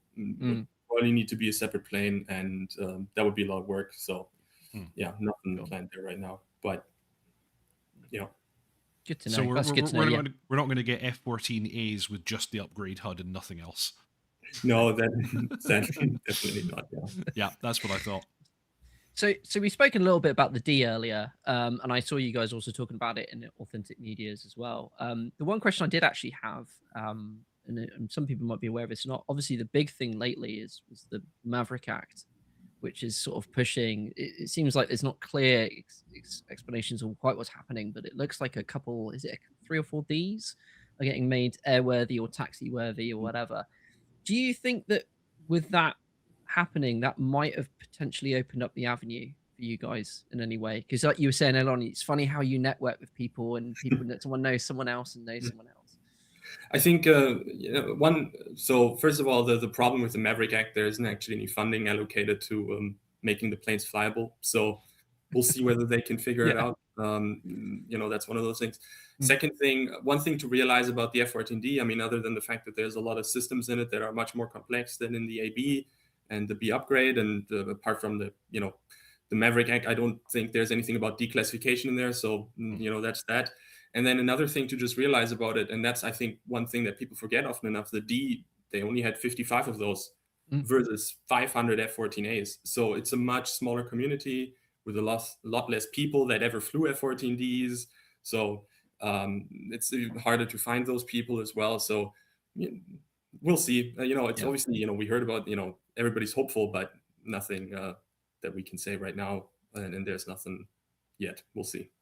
Sure. Funny enough, our first F-14 SME was a D pilot, Kurt. And there's still that video on YouTube where Swither flew over to the US and made him fly it, and he lands it, I think, the 3-wire first try. Just sits there, there's some 3-wire, must have done something right with the flight model. That was kind of like the first realization we were on but yeah, he was a D pilot. So we do have connections to the D community, but at the same time, like Cronin said, there are way less of them. And there's one thing is finding a guy who flew it. A real good SME for DCS, or one that's really useful for us, is a guy who flew it and flies DCS and knows sims and knows a little bit the difference between a sim in real life and what you want for a sim, what you want for real life, or how you translate that. That's where we've been so blessed with guys like Victory or Vulture, for the F4. I mean, because they love simming as well, but they're also real life pilots. And then, it just kind of merges. And the thing is, the older the aircraft get, the more difficult it becomes. For the A6, it's going to be already really hard to find guys who are flying DCS and flew the A6. I mean, there are some though, luckily. But then if you go even further back, an F-105 or I don't know, the F-100, for example, that Greenelli just did, I'm sure it's much more difficult to find people, that are not only experts in the plane, but also know how to DCS and alive and how to download a test build. And we had some guys in the F4, who flew in Vietnam. Of course, for them, it's a lot more difficult. You have to handhold them a little bit more to get them set up with DCS, to install it, to help them change and these kind of things, But that's fine, It's also another thing is that memory, of course, leaves you after a certain while when it comes to specifics. Now, you have some guys that have extremely detailed memory about things, even 30, 40 years. But at the same time, they start becoming unsure about it. They would say, I think it was like that, but I'm really not sure anymore, because it's so many years back. And so, I mean, that's why to me, it's kind of important that all the old stuff gets done soon, please, because we don't lose that knowledge, The loss of knowledge is devastating. And it's the greatest generation that ever lived is almost gone, and it's a pity. It's important to preserve these things before they vanish. Yeah, and I can imagine as well. Here's another thing: there's a skill in being an SME and being able to give usable feedback. That's the other thing people need to realize is like, how do you translate what they're saying into something that's actionable? And do they know how to give that information? And I suppose that's a skill that builds the more you work with an SME, because they get to understand what you need from them. But then also there's an element of rapport where you have to build with them, so when when, you know, one SME tells you one thing and another one tells you another thing, what do they actually mean by that vocabulary or that word? You know, I found this as a designer. Someone says that, you know, they want something in yellow. Okay, what yellow? Is that like an ochre, or is that like a very pale? Like, what does that yellow mean? And one person's definition of yellow and another's, and I've worked sometimes as two managers, and they would be able to, they say the same word but mean two completely different things. So I can imagine when you're working with different SMEs, you're trying to figure out, okay, he said that, what does that mean? And that only builds with, you know, as rapport, and then also for them, you know, they need to figure out what you guys need. So it's a difficult, I can imagine it's quite a difficult thing to translate that feedback a lot of the time. Cool. Yeah. So moving on from that, we talked about the BU a little bit. We want to just ask some other questions about some other stuff. The big one we want to talk to you a little bit about is the F-4E Phantom. You guys did an absolutely fantastic job on that. I was definitely flying it a hell of a lot. When I did have a little more time for DCS just recently, I kind of jumped back into it. A bit like the BU, it's not quite, it's a bit of a misnomer, but one thing you guys have talked about is the DMAS. And it's sort of, I guess it's an avionics upgrade, not quite like the BU, but it's in its own way. What can we expect from that? Well, the DMAS is basically just an evolutionary step of the F4E. It's less like, you know, BU compared to E would more likely be something like the AUP compared to the E or something like that. Yeah. Not quite, you know, because the AUP is even more modern, I would say, or the ICE. The DMAS is basically upgrade to the avionics suite and brings a few quality of life features, like, for example, you know, the GPU 15 that can be data link guided and these kind of things. You know, it's not as vastly different to the DSCG than the BU, for example, would be to the B, right? It's more like, I would say, between the A and the B in the Tomcat. Maybe that is a fair comparison, you know. Yeah, it's definitely something we're excited for, because again, you know, I mean, to tell the E story completely, then you need kind of both variants, and that's why, again, we just put it there and then set early access so that it allows us to justify to ourselves, you know, to keep working on that. There's a couple other things missing as well, of course, just the targeting pod. Nick said it in the other interview, you know, it's not so easy because the PAVE spike just behaves very weirdly when you're at certain angles and stuff, and teaching Jester how to deal with this is very, very difficult. That's why it's taking us so long, and apologies for that. But then, yeah, we of course also have ideas to go beyond just the E and the DMAS. You know, we already said we want to do a Navy Phantom. And then, yeah, something like the AUP and the ICE also keeps crossing our minds, but no promise in that for now. Yeah. But yeah, definitely would be cool. I mean, that's like flying an F4 with a Hornet kind of ish cockpit, you know, and being able to shoot AMRAAMs with it. I mean, I'm sure I think that would be kind of like, yeah, I would be hard pressed, you know, between that and the BU. It's because both are this kind of like really wonderful old muscle. It's a little bit like Knight Rider, if you guys remember that show, you know, that old car that has the AI in it and then is able to jump over bridges on its own. You know, that's kind of the feeling that you get with these kind of modernized old aircraft, I think. Yeah, I think in this group we're all appreciators of that kind of aircraft. Yeah, absolutely. Also, obviously we've got some of these fantastic new technologies. Obviously the BU, some of it's also getting moved from the BU to the A and the B. Do you think there's any technologies that may make their way into the F4E? So two I can think of is like the Jester Hemix, as it's kind of nicknamed, and then even things like the Polaroid camera. Is that things you think might find its way to the F4? I mean, there's nothing speaking against it from a history perspective, but it's always when the time is found, then yeah, maybe, of course. Cool, brilliant, yeah, cool. So I'll hand over to you, Deep. Do you want to... Very well. Yeah. We're getting near the end of our list of questions, but what are three things you'd like consumers to understand from the developer standpoint, if they could spend a day in your shoes? We're like you guys. Yep. There you go. It's no different, and that's why it's important to us to talk with you on eye level, you know. Mm. But that's also why I have to forgive us sometimes that we're not coming back with a super PR polished response, you know, because that takes away the honesty, you know. Yeah. And we don't want that boundary between you and us because we're the same, you know. We're just guys who make modules and you guys who fly the modules, you know.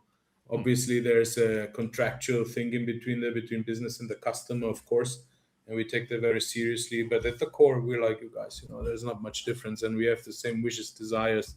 You know, we share in your gripes, we share in your hopes, we share in your feelings, and we know where you're coming from because we came from the same place, and that's what we hold dear and holy to us. You know, is to be that there's no boundary between us and the community. I mean, there's of course there's a boundary because we sit here and you guys sit there. You know, I mean that's the nature of the virtual world.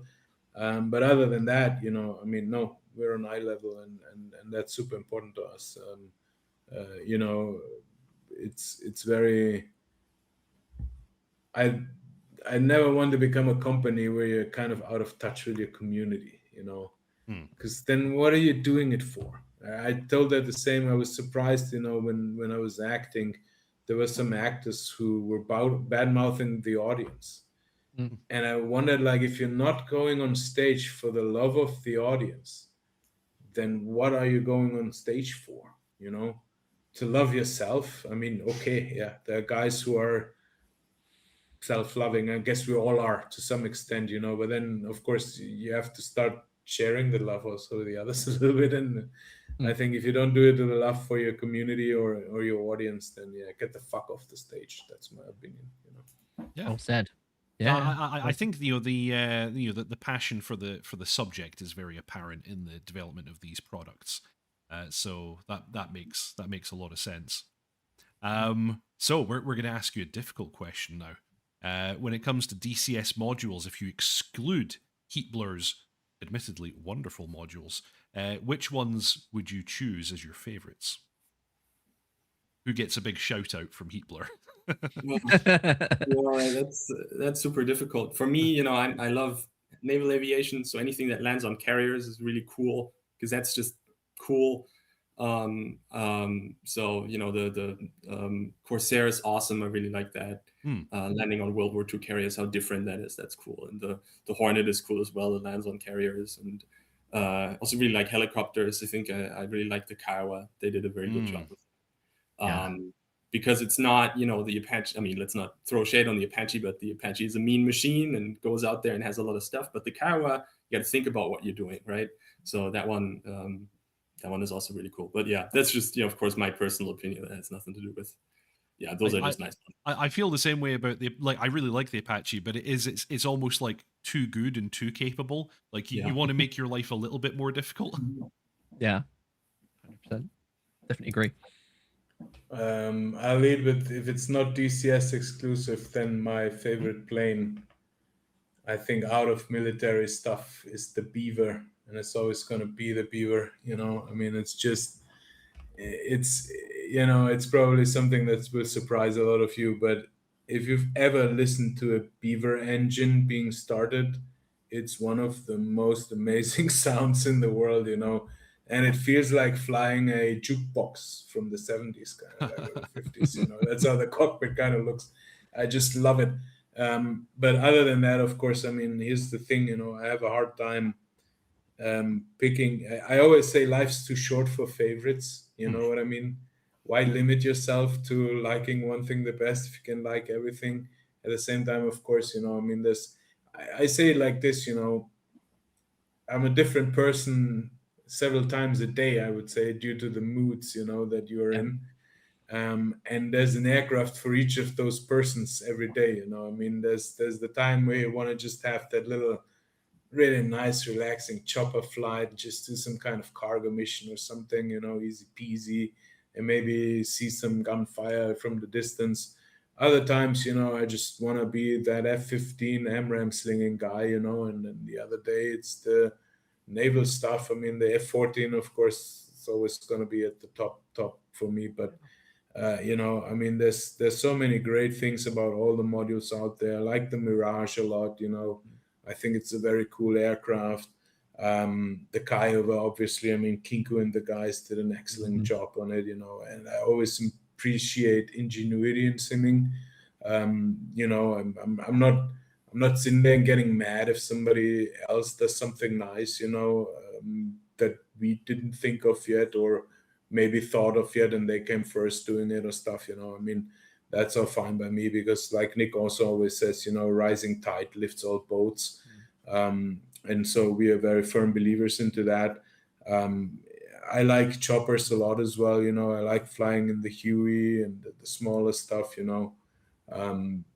It's really, really hard to say like, this is my favorite thing out of our own modules, you know. Apart from that, we have the privilege of doing our own favorite aircraft, if that makes sense, you know. And so the F-14 and the F-4 are very high there. Even if they were not our modules, you know, they'd still be at the top of that list. So it's just... So I guess you're doing a beaver soon then. What? You'll be making a beaver soon then. Well, it's one of my live streams actually that will make a really, really nice beaver for. I just think it's one of those, you know, floats, skis, tundra tires, short takeoffs, long takeoffs, whatever you want, flying over Alaska. It's great fun, you know. I mean, it's such the same visceral feeling, kind of, and I just love it, you know. De Havilland is a brilliant manufacturer, you know, the Twin Otter as well, or whatever you can think of, you know. I mean, De Havilland aircraft or something. Another thing that I like a lot is firefighting stuff, you know, like the Canadair or something. I think it's cool because it's the closest that you come to air to ground in civilian stuff, you know. Yeah. Because you're basically flying air to ground profiles, right? You're not dropping bombs, you're dropping water. And then you get to scoop up water, you know, on a lake. And that's like Cronin said, you know, everything that's on water is kind of extra cool, because I really love boats as well. I mean, anything that floats is just fine by me, you know. So, you know, I mean, I mean, the dream would always be to do the you know, top-down sim, kind of like the aircraft, the truck, the ship, the submarine, you know. Then there's everything my heart desires. But yeah. It's funny, I saw you, I think some people commented on my video and I saw you chatting to them, and because in my video we used a little bit of armor footage because just to fill some gaps, because the infantry in DCS isn't quite there. And loads of people were like, oh, could you imagine if we had armor with DCS? And then people were like, what if it was gun a HPC? And then everyone was kind of chipping in, and I peeked you in there going, yeah, no, I'd love it too. So yeah, it's that unified kind of world of everything. I mean, it's probably an impossible thing to get, but that's why we aim for it, is it not? It's almost the journey is why we're aiming. It's not going to be impossible forever, you know. I mean, technologies advance and stuff. And my dream sim is like DCS, Armor, American Truck Simulator. What was it called?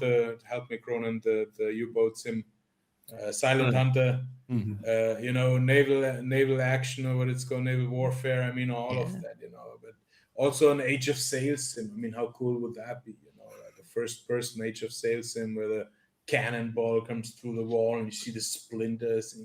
I mean, there's so many cool things one could do in terms of simulation, in my opinion. But you had to have one day that world that isn't track while scam, you know. Then yeah. I remember that old game, a so-called game. Oh, that disappeared, didn't it? That was vaporware. Yeah. If anyone doesn't realize, there was a game, wasn't there, a while back? Was it Track While Scan? And they were kind of promising the world, and turns out it was very much, you know, what's the word for it? It was promising the world, and nothing was to it. So, yeah. So we were talking about that a little bit. Have you got any personal favorite aircraft that are currently not in DCS that you'd like to see in there? Either of you. F-14D, of course. I mean, difficult question, easy answer. Yeah, it's the F-14. You know, the F-14D would be awesome. The BU gets very, very close, right? So that'll satisfy me for quite a while. Yeah. If maps were bigger and if reconnaissance were a thing, then the Blackbird would be my biggest wish. Cool. Yeah. I'm a huge Blackbird fan. I think the Blackbird is one of the coolest aircraft that was ever made. You know, and to think that they made it in the 60s with pen and paper, you know, I mean, It's crazy, you know. The fact alone that they couldn't find a sealant for the fuel because of the high temperatures it produces. So those absolute giga chats were like, let's just take titanium, it'll expand. We'll just build a drainage into the runway, you know, then all the fuel just kind of drips down before it takes off. And here's the thing a lot of people don't know, you know, there was no go around with it. You took off, you had to refuel, period, or you were not coming back because it leaked so much fuel until the titanium could expand and self-seal the tanks. And I don't know if you guys know Brian Schul. I highly recommend, even if you're not into the SS-71, just listening to the guy will make you realize a lot of things about life, in my opinion. And, you know, he said that he was shot down in Vietnam. You can see he's got burns all over. He spent years trying to talk, walk, all those things again, became a pilot again, became one of the few people who flew the SS-71, you know. And he said he doesn't have nightmares about being shot down in Vietnam. His nightmares are about refueling in the SS-71 in bad weather at night right after takeoff, you know. Most fear-inducing thing. And, you know, I mean, the whole thing is just, I think, power personified, for lack of a better word. And yeah, I mean, having SS-71, which is, yeah, I love that. And again, you know, you have this old machine with so much modern capability. And I'm convinced that it held the world at peace for a long time, as long as it flew, you know, because it delivered the information that was needed in places that weren't accessible. So, yeah. Yeah, and this was back before you had satellites. Or at least they weren't as, you know, prolific. And I mean, the fact that it came back, didn't it, in the 90s, and it kind of, you know, had a stint there because it was needed, and they realized, look, this is a capability that we've lost. And considering the amount of technology you have to go into it, it's probably a testament to its capabilities. So yeah, the SR-71, yeah, that's the coolest. I think that, do you know, you were saying, I think you said this on the other podcast with Authentic, but you were sort of saying this earlier, doesn't matter what angle you look at the Tomcat, it looks mean. I think the SR-71 is one of those. Every angle you look at it from. Some jets, they look great. Like, I love the Buccaneer, right? I think the Buccaneer is awesome. It's an awesome jet, right? The British, we lost our way a little bit. I think we were making some really cool looking jets.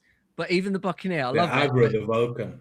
Yeah, Avro Vulcan, exactly. But even the Buccaneer, you look at the Buccaneer at certain angles and it's like, yeah, it looks awesome. Then you look at another one, you're like, oh, that looks a bit frumpy.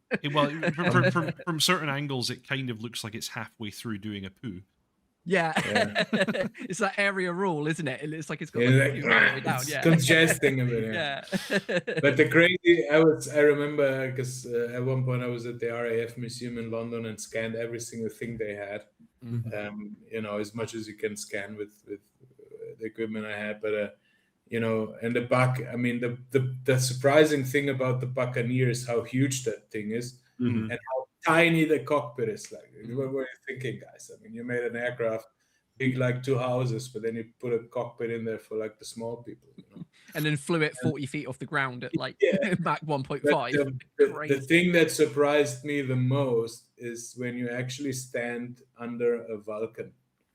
That thing needs an entire hangar just to exist, you know. I mean, it's so huge. It's like I've actually done that. What the it's hell? Good fun. Yeah, I did too, and it's. I mean, it's amazing.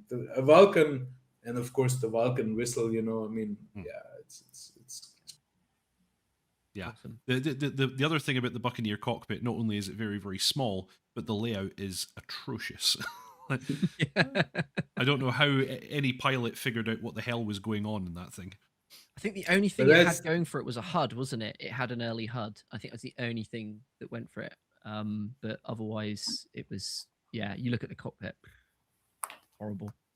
Another thing I'd like to see is the Jagdwagen at some point, you know, but it's still classified. Oh, yeah. So, that is a cool one. You can sling, I think, Cronen AMRAAMs, right, were a thing with it. Vegan, I'm not sure about that, actually.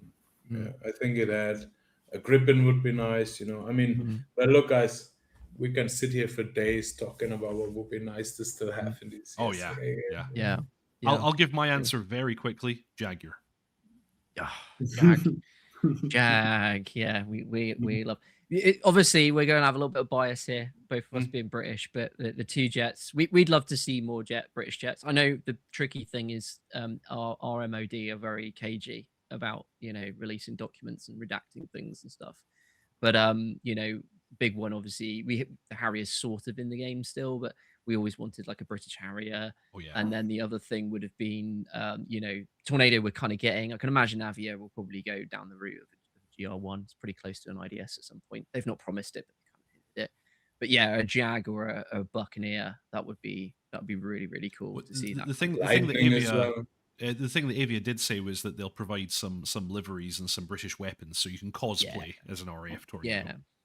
Yeah, I think also, sometimes it's good enough if it's like, obviously the F4E isn't like the British Phantom, but you put a British skin on it and you can easily roleplay British Phantom with it, and I think sometimes that's okay. In the end, like I said, it's still also a video game, and so role-playing is totally fine. And the same, I think, is with the Tornado, because sometimes it's very easy to underestimate how just like, it's just some tiny changes in the cockpit. Yeah, that's a year of work, right there, boom, chuck. Yeah, it's not so easy to make these tiny adjustments just nilly-willy, But I think, British jets, there's always a lot of fun stuff, from really weird things, to just really a Hawker Hunter, I think, would also be cool. Then also I like those Israeli stuff like Nesher, stuff like that.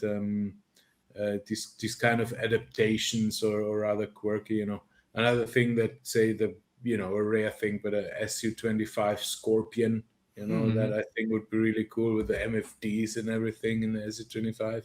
So yeah, there's so many, and I like the quirky stuff, say airliners, the MD-80, MD-82 or something. Yeah. It's just a goofy airplane, So it didn't have the compass in the front. What did those chats thing? Let's just install it behind the pilot, mirror it, and then put a mirror here so that the pilot will look in the mirror at the compass behind it. Things like that. And I think it's just so cool, And the entire compass is printed backwards so you can still read it in the mirror, which is just, that's ridiculous, but it works. That's hilarious. So, sort of looking back as well, I just want to ask both of you, what are some flight sims you grew up with, any landmark titles that you guys love? If there's one that comes to mind for you each that you grew up with, what old school flight sims were you into? Well, I was fortunate I could grow up with DCS, and that was one of the real first flight simulators I really flew was DCS, the Huey. That was my thing up until the Tomcat came out, and so that was really it. Arma is not really a flight sim, but what did I do in Arma? I flew all the helicopters and stuff. So for me, it's Arma and DCS. So it's been, of course, dabbled in Microsoft Flight Simulator here and there, but that's never really, Arma brings the ground side of the fidelity. When you fly a helicopter there, you can have people hop in your helicopter, put them somewhere else. Can't do that in Microsoft Flight Simulator. And in DCS, you have the fidelity that you don't have in Arma. So yeah, that's really been it for me. Not that interesting, but cool ones. No, definitely. Again, the list is long and distinguished. So it started, I think my first one was Microsoft Flights, the very first one actually. And then sporadically each year, because back in the day, gaming was different, guys, okay? You had a guy who was your friend, who was richer than all your other friends, and he had a PC. And so all of you met at his house trying to play the games that he had. Then several years later, you got a PC, and then you were copying floppy disks from your friends. Yeah. And he came along with 30 floppy disks, for a 100 megabyte game or something. But I think those games were cool. Of course, Jane's F-15. Just getting those medals, it meant the world to me, and then being promoted to colonel as a kid there. I don't think I ever landed any of those F-15s, just flew around with the mouse and keyboard. And, also there was a game called LHX, which was really fun. It was like an attack chopper game. And then there was a game also called Comanche, which was also a attack chopper game, which really blew my mind. And then, of course, the first Falcon came out. And funnily enough, there was just the age where you kind of lose that wow, you know, and already start going a little bit off strain. And I wasn't into like learning all of that at the time. You know, it was overwhelming having Falcon there and all the systems, and you couldn't really play with it as immediately as you could with Jane. So it kind of ebbed down a bit again. And then I picked it back up again with the original low Mac, you know, Flaming Cliffs 1, 1.2, Flaming Cliffs 2, and so on. And then, you know, DCS later. So yeah, but I've been probably simming for 30 years or 35 years, something like that. Cool. So yeah. Oh, and TIE Fighter and all those space. And Rebel Assault was so great, you know, you could do the Star Wars Canyon thing, and yeah. Mike, have you played the remastered mod for TIE Fighter? They've put in like track IR, and it's absolutely fantastic. And I have just to give it you just need a copy of it. It takes a while to install, but they got a whole installer. You can get all your HOTAS bound up for it. You can get your track IR bound up for it. They've upgraded the graphics. I'd say the graphics look about sort of late 2000s. It's not quite up to scratch, but when you consider the limitations of the engine, they've kind of got as much as they can out. Dude, there was also this so good. What was that other space sim that was so amazing? Was it called Freelancer or something? Oh, Freelancer, yeah. Freelancer. That was heavily modded. There were so many different versions of that. I used to play a mod for that which gave you Battlestar Galactica ships, which was good fun. I also have, I think I have 17 weeks of total play time in Elite Dangerous. So you can calculate how many thousands of hours that are. But yeah, I mean, I love these kind of games as well. You know, if it's a sim-like space sim game kind of thing, I think they're fun. We even have a system named after us in Elite Dangerous. Just wrote the community manager, and so when you fly to Voyomina in Elite Dangerous to that system, you will see the 104th Phoenix policing units. That's cool. Very good. That's fantastic. Brilliant.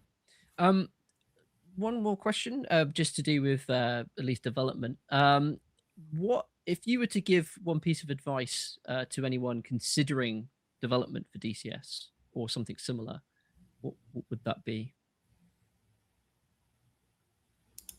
Choose first-person shooters instead. No, I'm kidding. Let's work. I'm kidding.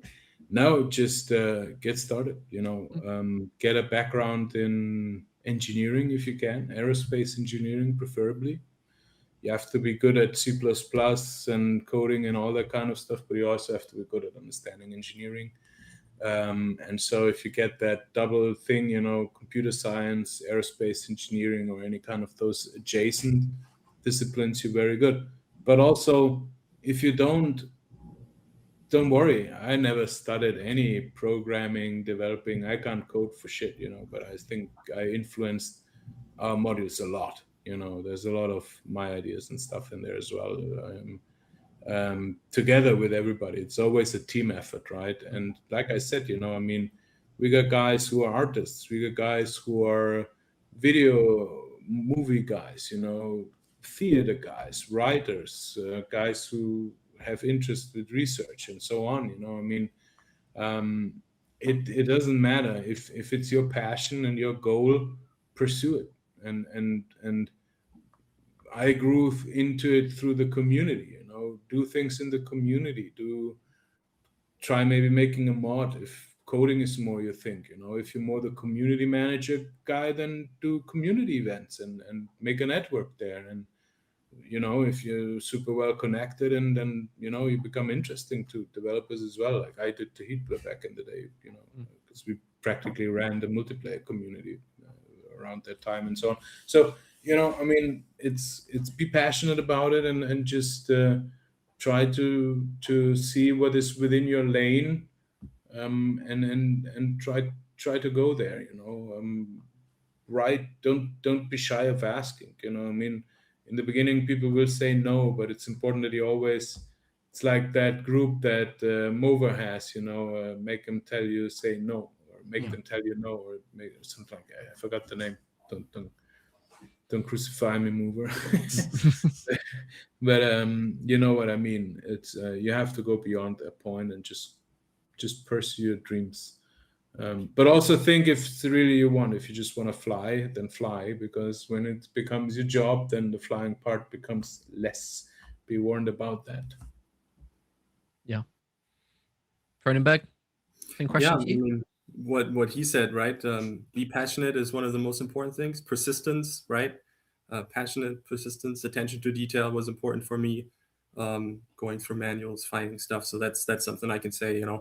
Flight sim. If you have this fidelity of aircraft, right? Attention to detail and a lot of passion is very important. Yeah, that's that.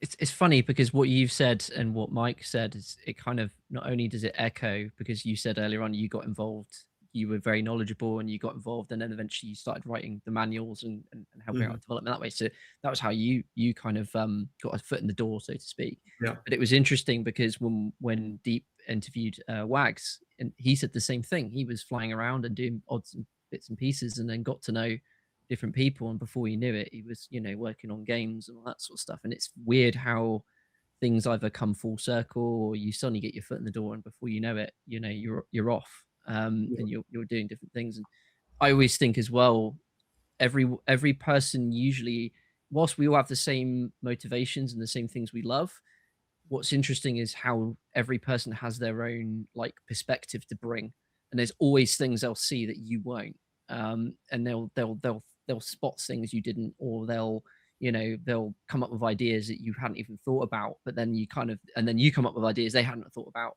And so usually if there's a good kind of collaborative energy to a company, it's amazing how you add that one or two star players into it, and it's not just it increases by the factor of their input, but everyone starts to benefit from it, and bouncing ideas off each other. Yeah, it's very, very important in life to surround yourself with people who disagree with you. Yeah, very important. Don't surround yourself with people who are always saying yes. Be careful of those. Usually, it's either their family and two close friends who just will always like what you do. You can see that at X Factor. Somebody is singing like the most horrible shrew. And who told you were good? Oh, my mother said I'm so good. She loves you, darling. Yeah. I mean, no, you have to go to someone who doesn't like you. And if they tell you it's okay, then it was okay. And the other thing, guys, that's very important. It's never about being good. The moment you start thinking of yourself, you're good, you're already losing. You always start with every project somehow from scratch again. And it's about making it good, not you being good, making it good. That's the important thing, right? Yeah. Don't ever think of yourself as finished and good or whatever. That's you lost. You always have to think. Even Robert De Niro said, sometimes he feels like a total beginner when he takes on a new role. And that's Robert Crazy De Niro saying that. So that gives you a hint of what that means. Always in life, think of yourself as the noob, so you can learn. A cup that's full cannot be filled. Blah blah blah. Yeah. But that's so important. I mean, it really. It's not about you being good. It's about making the thing good. Yeah. Not really the same kind of thing. But in my work, I always try to not be afraid to be wrong and not be afraid to look stupid, because if you avoid those things, you don't learn. Yeah, 100%. Deep. On to you. Yes. Well, I'm going to quickly ask a question from chat, because it's one that we'll get in a lot of trouble if we don't ask. Do you have any kind of update that you want to give on the Eurofighter Typhoon? Because many people are very excited about that. It's looking very good. The flight model is pretty much, I think, well, not finished, but yeah. Now it's about bringing all the parts together and making, because in the beginning you do this there and this there and this there, and then you have to kind of glue it all together to make it a module. But we're looking very good. I'm not going to make any predictions because that always backfires on us. But it's not going to be 2030, guys. Okay, or I should be careful saying it. You heard it here. Someone will clip that, and then when it does get released on 2030, they'll put your face there. No. I'll jump out of a window if it's going to be 2030, guys. We want that thing out ASAP. Okay, it's been long enough, and yeah, it's been focused the entire year as well, next to the BU as well. Obviously, around release, everybody just focuses on release because that's what it's needed to get these things out. But then we go all back to doing the things we do, and one of the main priorities of the team at the moment is the Eurofighter, of course, the Rafale as well, A6, and then who knows what else we have in store. Awesome. All very exciting. Cool. Right. One question I just want to ask, because I saw someone popping it up multiple times. Solidus asks about, you've got the stand-in at the moment for the Jester icon. Actually, a lot of people, I've had feedback, they actually really like the style. I know it's a stand-in for the moment. Is there any more updates to the little... It actually has already changed. Is it already changed? Is it? It's already been changed, would be an important thing to say. Ooh, yeah. Actually, my better half, I would call it, is sitting 10 meters in this direction and currently still hand painting on some Jester art, because yeah, it's going to be replaced. That was just a stand-in picture, but yeah, I mean, it's there's going to be a new thing, but it's going to be similarly cool. Yeah, that's wicked. Nice. Good to know. Cool. Deep. Yeah. Well, I guess we're basically near the end now. So we have a little question, a few smaller questions at the end, and one of them is there anything that you would want to ask myself and John or the community at large? Questions going the other way. I think, this is more of a general one, right? I'm really excited for when the upgrade releases, and I'm going to be really excited seeing people use it. And of course, I really want to see people use it, and I want to see what they do with it, right? Because, I have my way of flying the Tomcat, and I'm really, really excited of seeing more people like yourself as well. And I saw your videos already, by the way, of course, which are absolutely awesome. So I'm excited to see people use the Tomcat and employ it differently than what I thought would be possible. So yeah, I'm very excited for that. Well, I do have a whole series of videos that I'm going to be releasing. And actually, anyone watching this stream just now should stay tuned, because immediately after the stream, I have a BU video which will go live, all about the PTID, the navigational data display. I'm going to be doing a bit of a deep dive into the avionics for my next few videos, so I have a few more of those that I'm going to do, the CDNU being a big topic that I want to get into as well, and I am planning to also do a tutorial series for the BU. So. Yeah, and that's super important for the BU. Like, there's so many things, you just got to sit in it and you got to work through it and see how that's employed, especially with the CDNU. You'll see that there's so many little functions that it has that are going to be so fun to explore. So yes, lots of tutorials are very, very important. Excellent. And I think that basically brings us to the end. And before I ask for your final comments, I just want to thank both of you very much for spending so much time with us. This has ended up being quite a long one. So thank you very much for your time and for your patience and for all of your wonderful answers and for the fantastic modules that you create. Thank you guys for doing this. It's really important. I say that, to you guys, to Andre, to everybody who's doing this, it's so important. Flight simming is so small. It's we underestimate how small, and it's gotten so much bigger. It was way, way smaller back in the day, but it's thanks to you guys, thanks to the content creators out there. It's really, really important work, and we really like to support it. And that's why, even if my time ran out actually an hour ago, I'm whatever, sometimes you have to, just do it, and especially when it supports you guys, it's really, really important that you continue doing what you do and sharing that love for aviation, because that's what's really about. We're all aviationists at our heart. We love aircraft, we love flying, we love the cool shit, and you're the guys who keep spreading the word. So thanks a ton for that. Thank you. No, thank you. And a shout out also to, of the other guys, Andre, Hip, Prickly Hedgehog, High Alpha Hooligans, Tricker, Trickers, all the guys, but especially the DCS kind of news kind of guys, or the newscaster guys, because it's easy just to assume you can bung a newsletter out and people will always see it.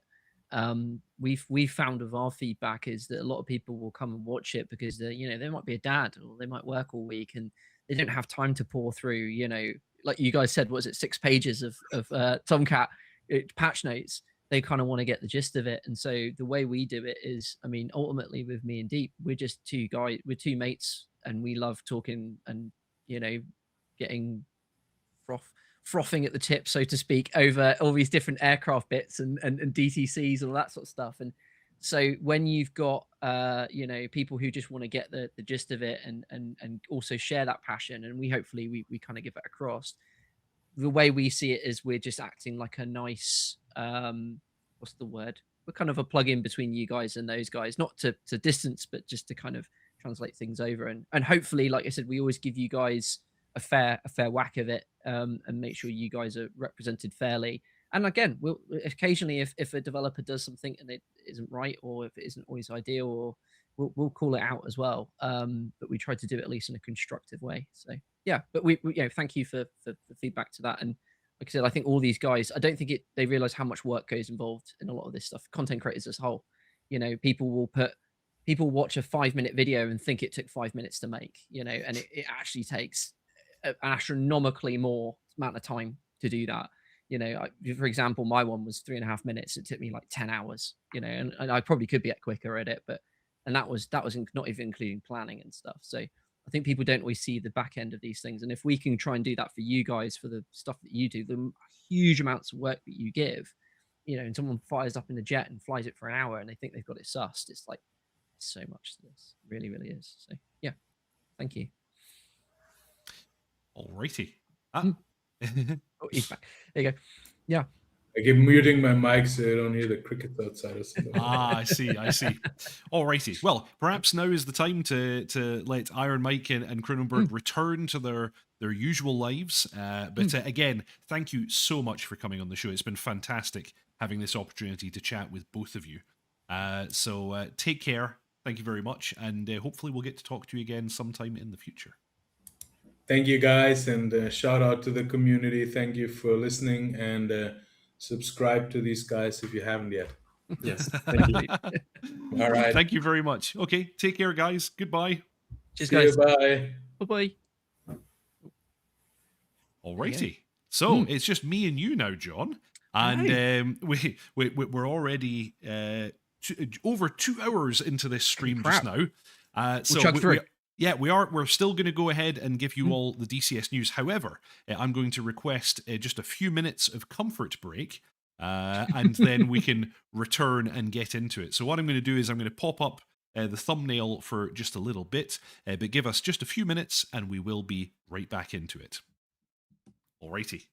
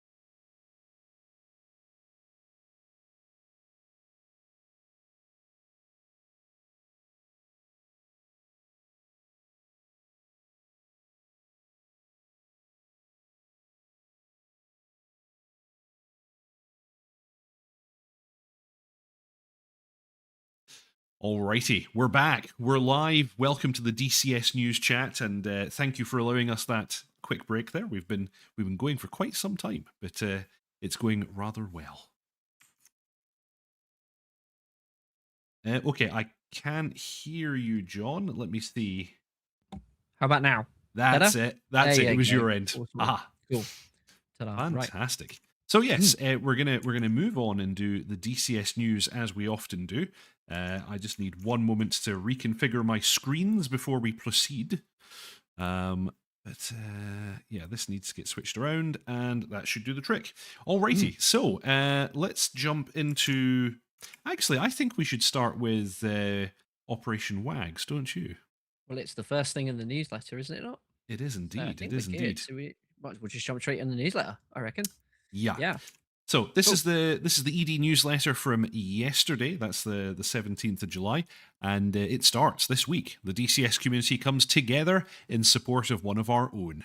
Operation Wags is a community-wide charity event backing Matt Wags Wagner in his fight against bone marrow cancer, bringing together content creators, developers, and thousands of virtual pilots across 2 weekends, July the 31st to August 2nd, and then August 7th to August the 9th. Whether you fly, watch, or simply spread the word, every bit of support helps. Learn more below. Now, I'm going to put a pinned comment on this stream tonight with a link to the fundraiser site. It's here on GoFundMe.com. Let's actually, just for a bit of fun, let's hit refresh on that. We're at $51,415, which is very, very good news. So, I'm sure most of you are already aware, but Eagle Dynamics producer Matt Wagner and good friend of the channel is currently going through treatment for bone marrow cancer, and this is a fundraiser in his benefit. And actually, I'm sure the newsletter actually goes into more detail about that. For more than 2 decades, Matt Wags Wagner has helped shape DCS into the sim and the community so many of us call home. Now it's our turn to help him. Operation Wags, well, that's just the thing about the dates again. REDFOR will be stacked with familiar faces, including these two right here. We're very, very happy to be involved in this. REDFOR will be stacked with familiar faces from across the creator and developer community. BLUE4 is you. Whether you're a veteran virtual pilot or brand new to the fight, there's a place in the skies for you at this event. Fly missions, hold or take objectives, chase down your favorite creators for bragging rights, or just be part of something built to support someone who's given so much to this community. Every sortie, every stream watched, every share, and every conversation helps close the gap to the goal. And there's a link here to the FundMe site. And you can donate as well. You can still make a difference by sharing the event, joining the servers that weekend, watching the streams from participating creators, and helping spread the word on social media.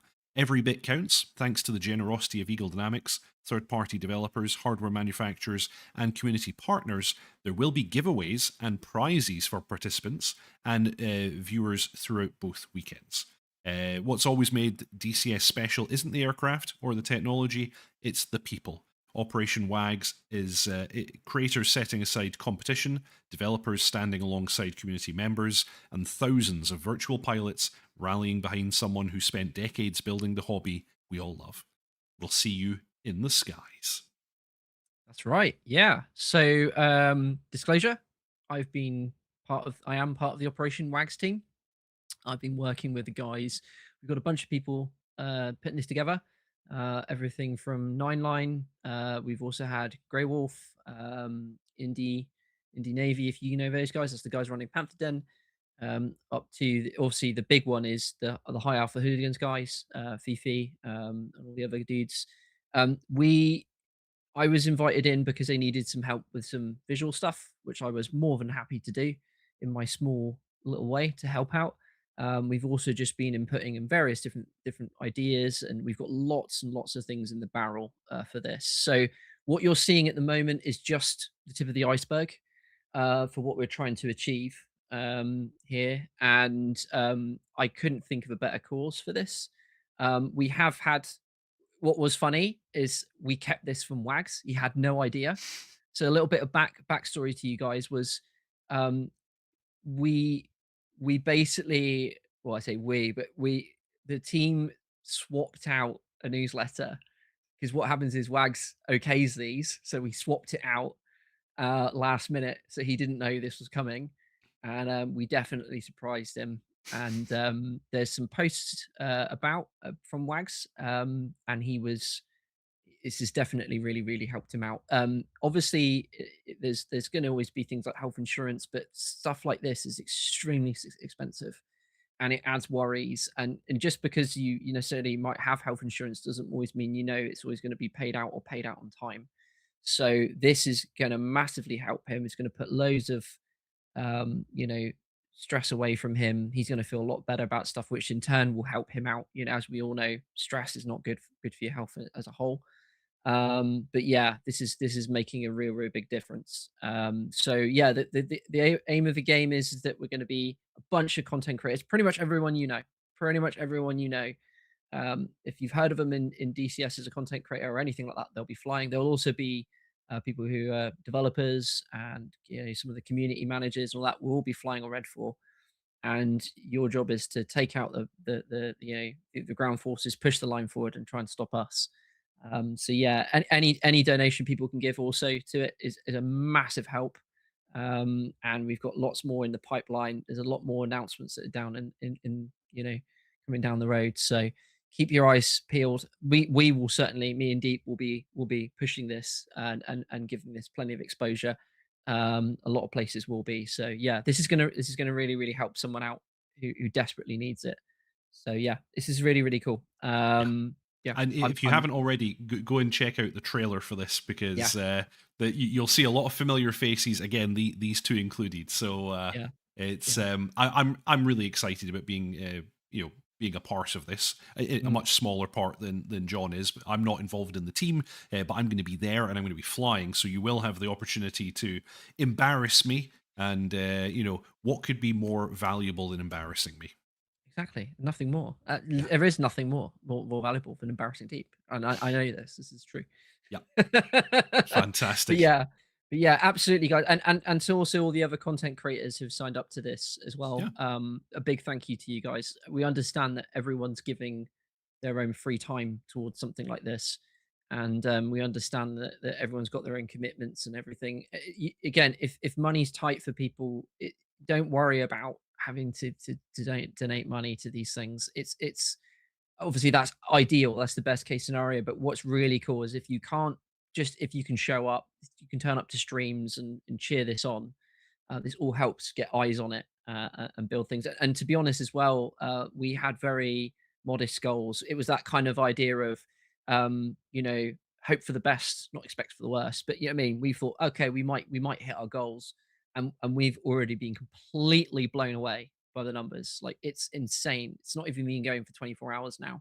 And we're already at however much it was when I last looked. What was it? 50k ish. So this is absolutely insane. Yeah, over 51. There you go. So this is going to really genuinely help out some people. So yeah, to everyone who has donated as well, a big massive thank you. To all the content creators who get involved, a big massive thank you. And if you're just hearing about this, please look this up. Take a look into this. There's a bunch of links in the newsletter. High Alpha Hooligans as well on YouTube have posted a video. Again, shows all us guys talking about this, and you'll get a bit more of an idea of what's going on. So yeah, this is a really cool thing. And of course, all the best to Wags, and big love. Yeah, and one more thing, can we just say, since we just had Heatblur on, there is a post by Wags. Apparently, the Giga Chads at Heatblur, and we are going to show him up for this. Giga Chads at Heatblur, whilst Wags was in hospital, went and bought him a top-notch Stream Deck so that he had something to do. Steam Deck, sorry, not Stream Deck, a Steam Deck. And he absolutely loved it. And in his own words, big shout out to Heatblur. So Heatblur, you absolute Giga Chads. Thank you ever so much for doing that for Wags. That's such a lovely gesture. I can imagine if you're going to be spending time in recovery, having something like a Steam Deck is going to be so much better. So that he must be well chuffed with that. Yeah, he's absolutely through the moon. So yeah, thank you so much for that. Speaking of which, Grey Wolf, I was just about to point that out. Yeah, Grey Wolf is in the chat. Yeah, absolutely. Fantastic. Alrighty. Yeah. So, moving on to the next item that we have in the newsletter, we have the PTO Assets Pack Development Report. This is Pacific Theatre of Operations 1944 Assets Pack. 82 years ago this week, US forces stormed ashore at Guam, beginning the recapture of American territory that had been in Japanese hands since December 1941. It's a fitting week to check in on the World War II Pacific Theatre of Operations Assets Pack. While the full unit list has been public since last summer, the harder, less visible work of actually bringing these units to life in DCS is where the real progress has been happening. Many of the aircraft, ships, and ground units from the announced roster are now in our internal development build, moving from static models into fully functional DCS assets. That's a distinct milestone from being modelled or textured. It means these units are being tested, tuned, and integrated into the Sims systems rather than sitting as finished art waiting on a shelf. A big part of that integration work is the AI behaviour, and dive bombers are a good example of why this takes real engineering time. A Val or a Helldiver doesn't fight like a fighter or fly like a level bomber. It needs to identify a target, roll into a proper diving attack, release at the right altitude, and pull out.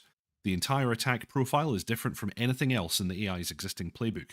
Getting that dive bombing behaviour tuned correctly for each of the Pacific dive bombers is part of what's happening under the hood right now. There's IronMike in the chat. Hey. And all our love to Wags. Yes, we back that, absolutely. Thanks, Mike. Yeah. This pack, from Sherman tanks to Japanese Hago and Chiha tanks to the Marine and IJA infantry, are also being built out with proper combined arms functionality, so players commanding ground units will have full control over PTO forces rather than a limited AI-only implementation. One more piece of news worth sharing, this pack is bringing new technology to DCS for ships with multiple turrets. Rather than each turret being tied to the ship's main model, turrets are now separate objects in their own right. Our hope is to lower resource consumption for heavily armed ships like cruisers and battleships, which is good news for frame rates in missions built around a Pacific surface fleet. That's really cool. Yeah. So there you go. That actually, I hadn't even thought about that, but yeah, this is going to be interesting, having the ability to point turrets in different directions and perhaps engage different targets. Well, this is the thing, just because, if you're not particularly a fan of this era, it doesn't mean that there's not going to be really useful technology or lessons learned in this, which hopefully can, even if the direct code can't be refactored, at least some of that knowledge about how to do these things might be able to be reused as well. And personally, for me, when it comes to World War II, I'm not as much into it, but if there is one theatre that really does interest me a lot, it is the Pacific Theatre of Operations. I think it's definitely not as well represented as much, at least as the European theatre. So I'll be well into seeing all this stuff, dude. Hellcats, Wildcats. Obviously we've got the Corsair as well, and then we've got also things like Dauntlesses and stuff. I want the Zero. Yeah, Zero as well. Yeah. Zero is going to be awesome. Yeah, it's going to be cool. Really, really so, cool. So would you say that the Pacific Theatre is one that's interesting to you? Yeah, specifically the Pacific Theatre is one that interests me. Yeah, to a powerful conclusion. Yeah, absolutely. Do us both a solid. Done a solid already. Beef Supreme Aviation. This is a marathon installment. It is. You don't need to tell us, we're here. Yes. But we continue. We have a community spotlight for the end of the ED newsletter, and that's Foothold, multiplayer server missions. There's never been a better time to check out one of the community's most ambitious ongoing projects. Foothold, a dynamic mission originally created by, I can't pronounce that, back in 2021. Since 2024, the mission has been expanded and maintained by Leka, who's poured 4 to 6 hours a day into it for the past 2 years, taking up the work that person started. The result is a deeply detailed, community-driven, community-built campaign experience, one that shows just how far creative mission design can push DCS world. Foothold's goal has always been to get as close as possible to a persistent dynamic campaign feel, and it shows in the details. Every campaign restart lets you handpick your opposition through the mission manager, choose which SAMs you'll face, select enemy fighters, and toggle features like Start Normal to flip your starting position on the map. Rather than a traditional sandbox, Foothold scales enemy cap, CAS, and airborne activity to match the number of players online, so it holds up whether you're flying solo or with a full squadron. The Foothold Manager goes deep. Set enemy aircraft and ground skill levels, toggle Mantis, on or off, configure rewards for kills, flight time, refueling, and Caesar, I'm never sure how you pronounce that, and set penalties for friendly fire or death. You can even choose which aircraft are offered a friendly escort. Vietnam and Cold War era players get their own layer of customization too, with restrictable weapons and aircraft selections for each era. Foothold supports 3 eras: Modern, Cold War/Gulf War, and Vietnam, and is available across 9 maps: Persian Gulf, Syria, Sinai, Caucasus, Iraq, Kola, Cold War Germany, Normandy, and Afghanistan, with the World War II Normandy and Afghanistan versions built by community members Titi and Santa Uns, respectively. Among its features, persistent campaign progression, a custom ranking system from recruit to first lieutenant, custom CTLD and warehouse logistics, airdrop and CSAR systems, custom strike, CAS, CAP, recon missions, adaptive AI reaction logic, and huge in-mission shop, all built on the Moose scripting engine with support from Apple Vangelist at Moose, and available in 10 languages. If you're looking for a mission that reacts to you as much as you react to it, this is well worth your time. Join the Foothold Discord to get involved and share your ideas with the team behind it. Learn more at that link right there. Fantastic. Awesome. Have you ever played this, John? Have you ever played Foothold? I've not played Foothold, no, but I've seen a lot of servers that are starting to do some really, really interesting things.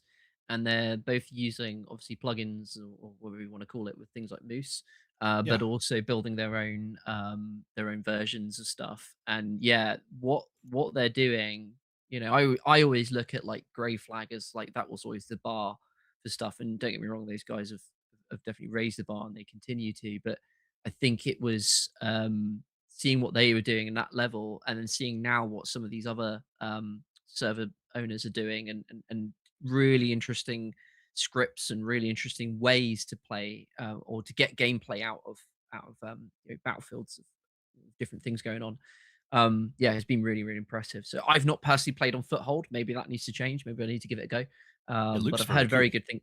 I've heard very good things about it. I've heard other people say it's a great server to fly on. Nice. Right. This episode is so long, my laptop battery's about to run out, so I'm going to plug it in. Crikey. Luckily, I've got a cable right here. Yeah, perfect. B Supreme says, for your information, hooligans are public stress testing the Operation Wags server right now. Awesome. Right this second. Right this second, absolutely. Yeah, so that's the other thing that's going on right now before the event happens is we're sort of stress testing and making sure everything works. So when everyone jumps in, we're anticipating quite a high server population.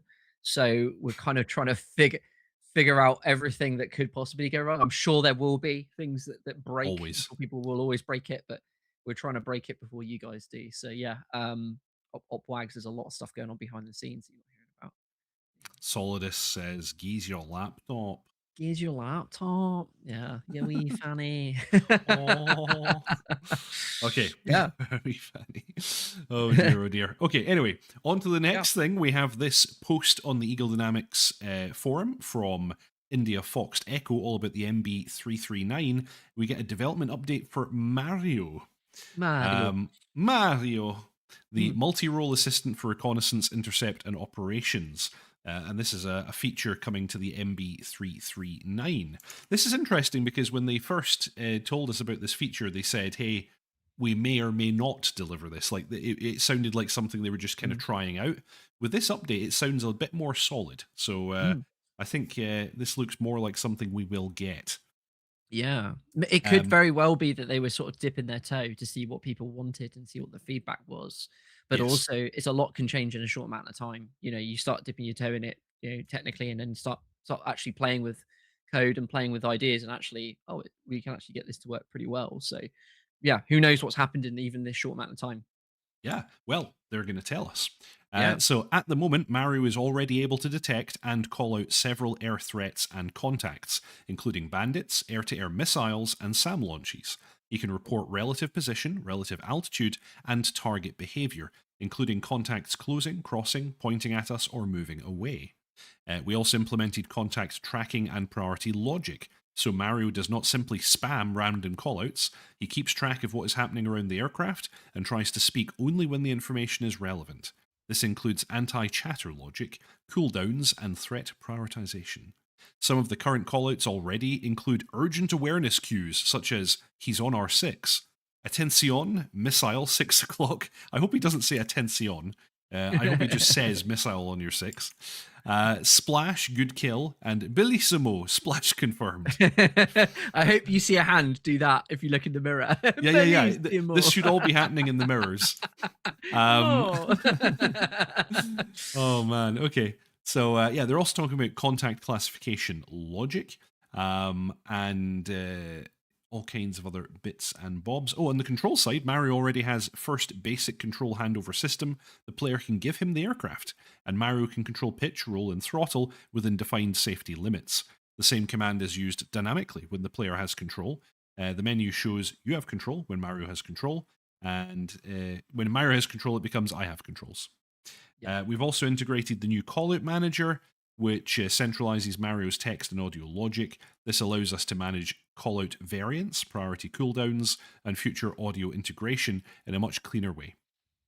So this is very cool. So next steps, they're going to add some functions to M.A.R.I.O, flying straight and level, holding a heading, holding an altitude, holding an attitude, left orbit, right orbit, and resume route. That's cool.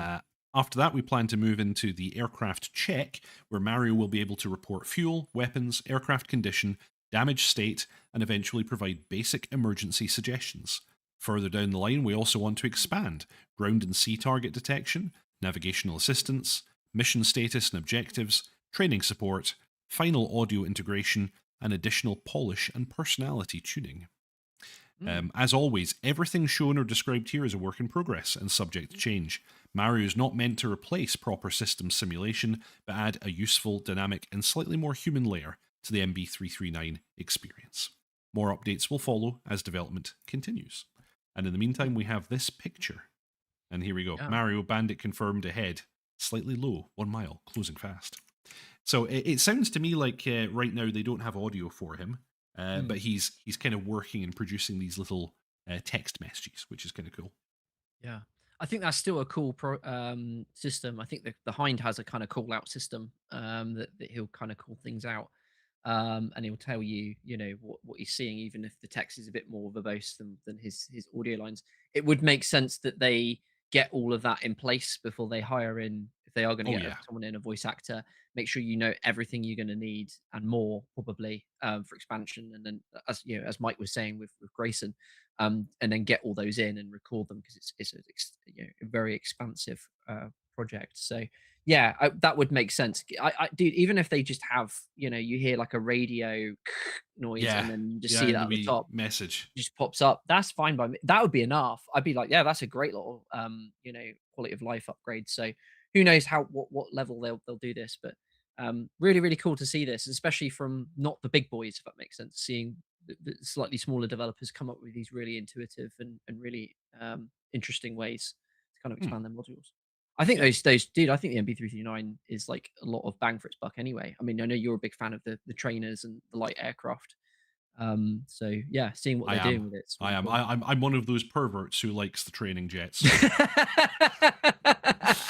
It's good stuff.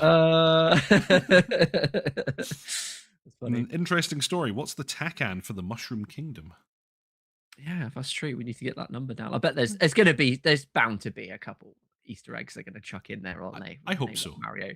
It's got to be, isn't there? Got to be. Yep. Yeah. Moving on to the next thing, we have this video from Reflected Simulations, all about an interactive crew chief for the F100D. Now, this feels to me very much like it's inspired by what we have in the F4 built into the module. But this is entirely scripting based, and it's something that Reflected has created himself. Although I believe that he had a little bit of assistance from Grinelli, in so much as they added some features to the aircraft to make his scripts work the way he wanted them to. So this is very, very cool indeed, I think. And it allows you to do a bunch of the kind of stuff that we've seen with the F4, where the crew chief will call out when you're doing your control checks and things like that. Yeah. This video is on Reflected Simulations YouTube channel. I recommend you go and check it out. There you'll actually have the audio, because we're not including the audio. And it does go through a very, very cool interactive startup process with checklists appearing on screen and fully voice-lined or voice-acted interactions with the crew chief, which is very cool indeed, I think. It's just fantastic. It's really cool that they're doing this, and for a campaign or a mission builder to start putting this technology in is brilliant. I mean, we were not all that long ago, we were flying this, and Yes. it's an absolutely exceptional module. This It is. it's really cool. I can't wait to see you know, more campaigns and more missions involving the F-100. This really is you know, a work of art as far as I'm concerned. This module absolutely fantastic. Grinelli's fact, this is Grinelli's first paid module, is just That's just jaw-dropping. mind blowing, yeah. Like Jaw-dropping. how did they do this good the first time they tried to do this? It's Jaw-dropping. crazy. Just I don't know if you found this, but with every module maker, everyone seems to raise the bar in some way or another. And like you know, the Kiowa came out and there was a few issues, but the Kiowa came out was like largely there. And then The the Kiowa's F4 release was amazingly good. Yeah. And as far as I know, obviously with the F-15, there was all the issue, or the F-15E, sorry, the Strike Eagle, there was obviously all the stuff since, but the actual release for it initially, dude, the fact that it had one patch before it went into limbo and it still flies great. Now I'm sure there's been some tweaks in the background to make sure it keeps working, but still is a testament to each of these module developers and how each of them are just raising the bar in their own way. So yeah, this was another one. I think this module was exceptional. I hope if the Grenadier guys are watching this, they're still really pleased with what they've done here.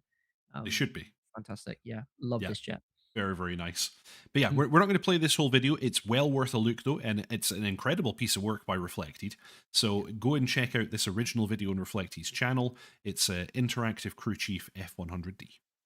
Yeah, brilliant. And then we have the final item that's on the news for this week, and it's YouTube channel Digital Combat Squirrel demonstrating the F-15E Datalink and helmet-mounted display mod.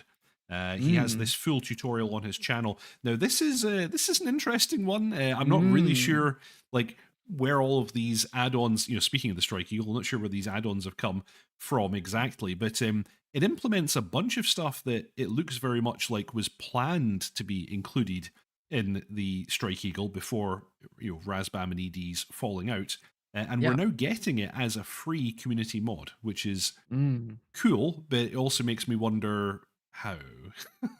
Yes. So we chatted about this before the stream, and we were like, okay, this is very advanced for a mod. So much so that you need to understand things in the code base, which the average modder who does stuff in his spare time would not necessarily be able to do.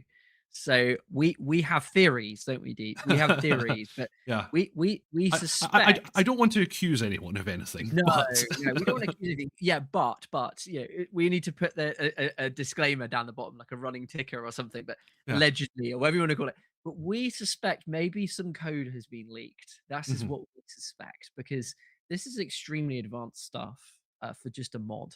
And the fact that it integrates with the existing F-15E systems. And by the way, as far as we know, this does not break IC.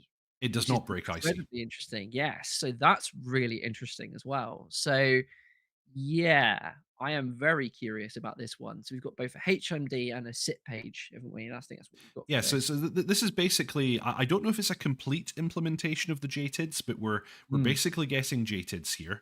And it doesn't seem to implement all the functionalities of the HMD just now. Like currently, it's just a situational awareness aid, because you're not able to designate targets and such, which, you know, I believe the helmet in the Strike Eagle has that capability.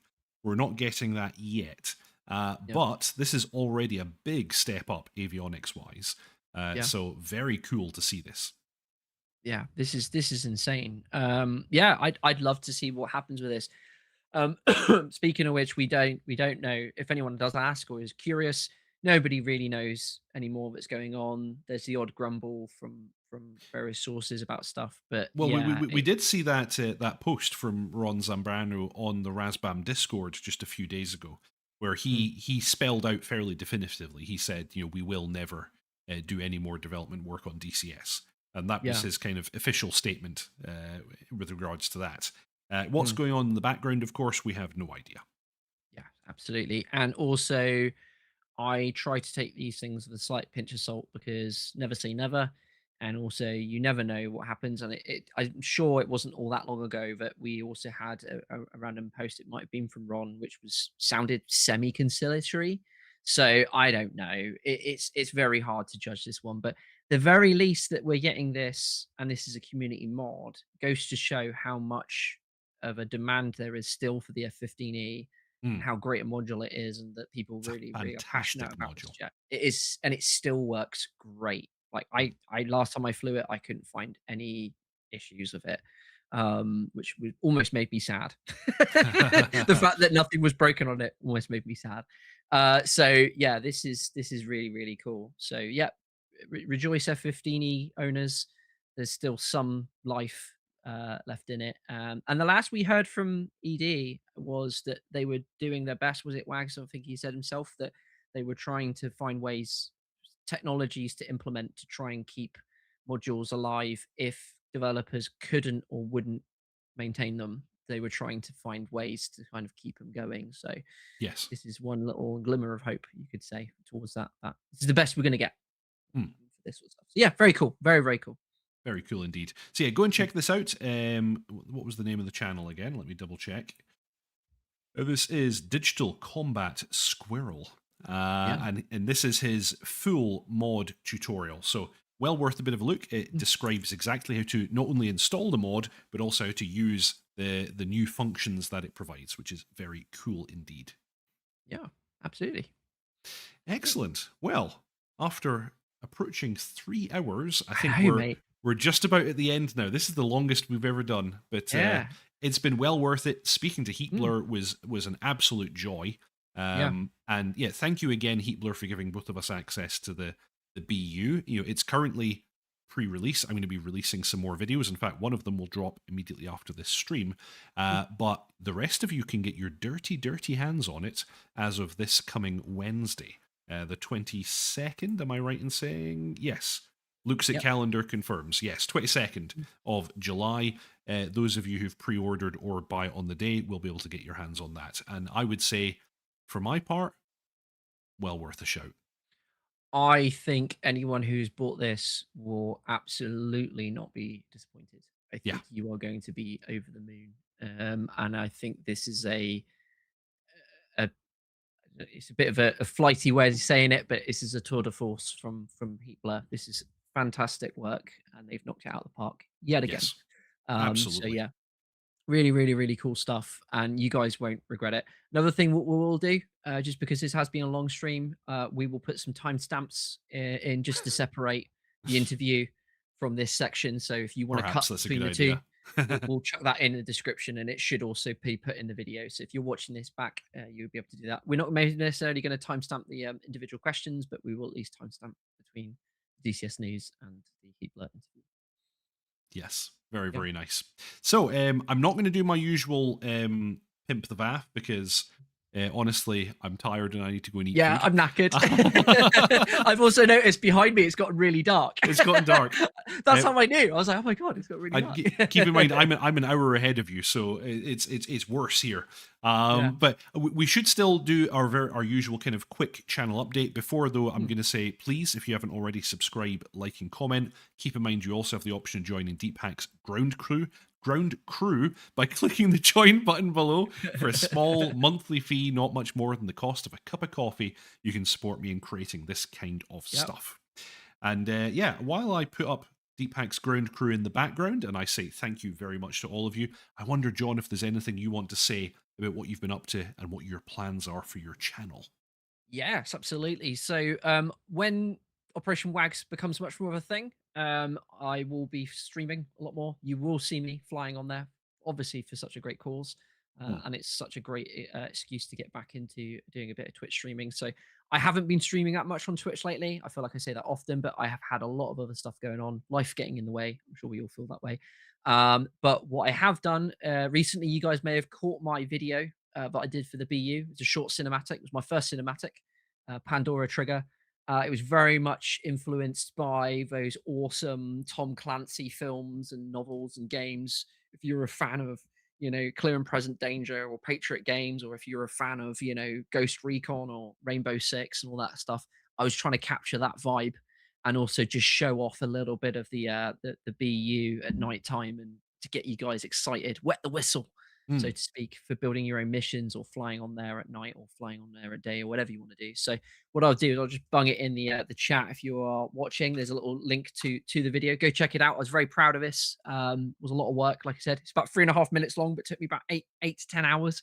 A lot of work. Also, a big thank you to Venom Cinematic as well. He helped out with a bunch of stuff, from helping out the mission editor stuff to filming some stuff in Armor for me. We did some cool, what you could call, what's the word for it? Multimedia stuff with this, which was super fun. So I enjoyed it. I thought it was very good.